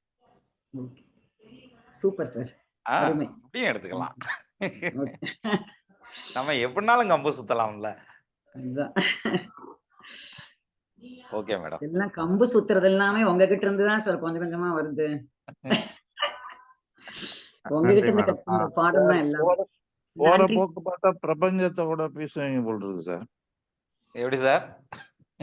போற போக்க பார்த்தா பிரபஞ்சத்தோட பேசுற அளவுக்கு போயிடுவீங்க. இல்ல, அந்த டச் வந்துருங்க. நமக்கு வந்து சில விஷயங்கள் வந்து நம்மளுக்கு உணர்வுல தோணும். தோன்றப்ப நம்ம பாட்டுக்கு பேசிடுவோம். நம்ம நிப்பாட்டவே மாட்டோம், பேசிடுவோம். பேசினதுக்கு அப்புறம் நம்மளா அப்படி சொன்னா அதுக்கான அமைப்பே காணமே அப்படிங்கிற மாதிரிலாம் இருக்கும். ஃபர்ஸ்ட் நான் ஜாதகம் பார்த்து 2 கிராம் பிளாட்டினம் மோதிரம் பிரைஸா வாங்கியிருக்கேன் சார். ச்சே சார் சூப்பர், அதுவும் இல்லாம வாழ்த்துக்கள். செவ்வாய்க்கிழமை மகர லக்னத்துக்கு சார் மகர தேங்க்யூ லக்னத்துக்கு சார், செவ்வாய் தேங்க்யூ. வந்துட்டு 4-11 குடைவரை ஆயிடுறாரு. பாதகாதிபதி வேற செவ்வாய் 7ஆம் இடத்துல. 7ஆம் இடத்துல ஆமா பாதகாதிபதினே எடுத்துக்கலாம். மொத்தத்துல 7ல செவ்வாய், அப்ப 7ஆம் இடத்தை பத்தி 7 பேசு. செவ்வாய் அதான் சொல்றேன். 11 அவ்வளவுதான். குடைவன் சூப்பர். 7ஆம் இடத்துல பேசுற அந்த பாயிண்ட்டும் இருக்கு. ஆ. செவ்வாய்க்கிழமை செவ்வாய் ஓரை எல்லாமே சேர்ந்தது சார் இதுல. ம். எப்படி வேணாலும் எடுத்துக்கலாம். Okay sir. Okay madam. நன்றி. தேங்க்யூ. ஜெயபாலன் சார் வாங்க சார். இதோட முடிச்சுக்கலாம் சார். போதும் சார், ஜெயபாலன் சார் வாங்க. முடிச்சிடலாம். டைம் ஆயிரும், முடிச்சிடலாம். ஜெயபாலன் சார். சார் சார் வணக்கம் சார். எப்படி சார் வணக்கம் சார். இருக்கீங்க? வணக்கம் சார். சார் இந்த இப்போ தனலட்சுமி மேடம் சொன்ன பாயிண்ட் தான் சார் நான் சொல்ல கேட்கணும்னு சார். இப்போ 7ஆம் இடத்துல 7ஆம் வீட்டு அதிபதி சந்திர பகவான் குடும்பஸ்தானத்தில் இருக்காங்க. அவங்க சுகஸ்தானாதிபதியும் பாதகஸ்தானாதிபதி சாரம் வாங்கினது. பிளஸ் வந்து 7ஆம் வீட்டுல வந்து 6ஆம் வீட்டு சாரங்கள் 3 கிரகம் வாங்கி குருவும் புதனும் சார பரிவர்த்தனை ஆயிருக்கு. இதனாலதான் அந்த குடும்பம் இந்த அளவுக்கு அவங்களுக்கு சேஞ்சஸ் கொடுத்துருக்குமா சார்? குடும்ப வாழ்க்கை வந்து பாதகஸ்தானாதிபதி சாரம் வாங்கினது பெரிய இன்ஃபேக்ட் கொடுத்துருக்குமா சார் அதிக அளவு? நிச்சயமா சார், அதுவும் காரணம் தான். நீங்க செவ்வாய் கரெக்டா தான் வர்றீங்க. ரொம்ப நன்றி, நல்லா வந்திருக்கீங்க. Thank you sir. சார் பாப்பா தேங்க்யூ நல்லா சார். இருக்காளா? நல்லா இருக்காங்க சார், நல்லா இருக்காங்க. ஆமா, நடந்து வரையில எல்லாம் என் நல்லா காலை இருக்காங்க சார். பிடிச்சு விட்டாது சார், என்னால மறக்கவே முடியாது. பரவாயில்ல, தேங்க்யூ சார், தேங்க்யூ. நல்லா இருக்காங்க sir. Thank you studies thank you. Ready பண்ணிட்டு இருக்கேன், படிச்சுட்டு இருக்கேன். நன்றி நன்றி. Okay, okay thank you sir, thank you. Thanks. Thank you sir. நன்றி சார் சார். இப்ப நம்ம கிட்டத்தட்ட ஒரு மீட்டிங்கை கம்ப்ளீட் பண்ணியிருக்கோம்னு நினைக்கிறேன். மீண்டும் நம்ம சார் சொன்னார்ல, முருகன் சார் சொன்னார்ல, ஒழுங்கா வந்து அடிக்கடி வந்து தலையா காமி அப்படின்னார்ல, அதனால நாளைக்கு அடுத்த சக்கரபாணி Zoom சார் meeting. சொன்னாங்க. இன்னைக்கே அனௌன்ஸ்மெண்ட். சக்கரபாணி. நாளைக்கு சக்கரபாணி அடுத்த சார் Zoom. சக்கரபாணி சார் சொன்னார். சாரி, சக்கரவாணி சார், நான் முருகன் சாரை சொல்லிட்டேன். சக்கரவாணி சாருடைய கோரிக்கை ஏற்றுக்கொள்ளப்பட்டது. நாளைக்கு அடுத்த ஜூம் மீட்டிங், ரைட்டுங்களா? டைட்டில் மட்டும் நான் அனௌன்ஸ் பண்றேன். மீண்டும் சந்திக்கலாம். நமது நண்பர்கள் ஆள் போல் தேங்க்யூ சார், தழைதழைத்து, தேங்க்யூ. அருகது போல் வேரூன்றி, மூங்கில் போல் கிளை கிளைத்து, முதியாமல் வாழ்ந்திருக்க வாழ்கவென வாழ்த்தி அமைகிறேன். வணக்கம். வணக்கம். நன்றி தேங்க்யூ நன்றி sir. Sir. Thank you. Thank you sir. Thank you. நன்றி சார். Thank you sir. வணக்கம் சார். தேங்க்யூ. வணக்கம் சார்.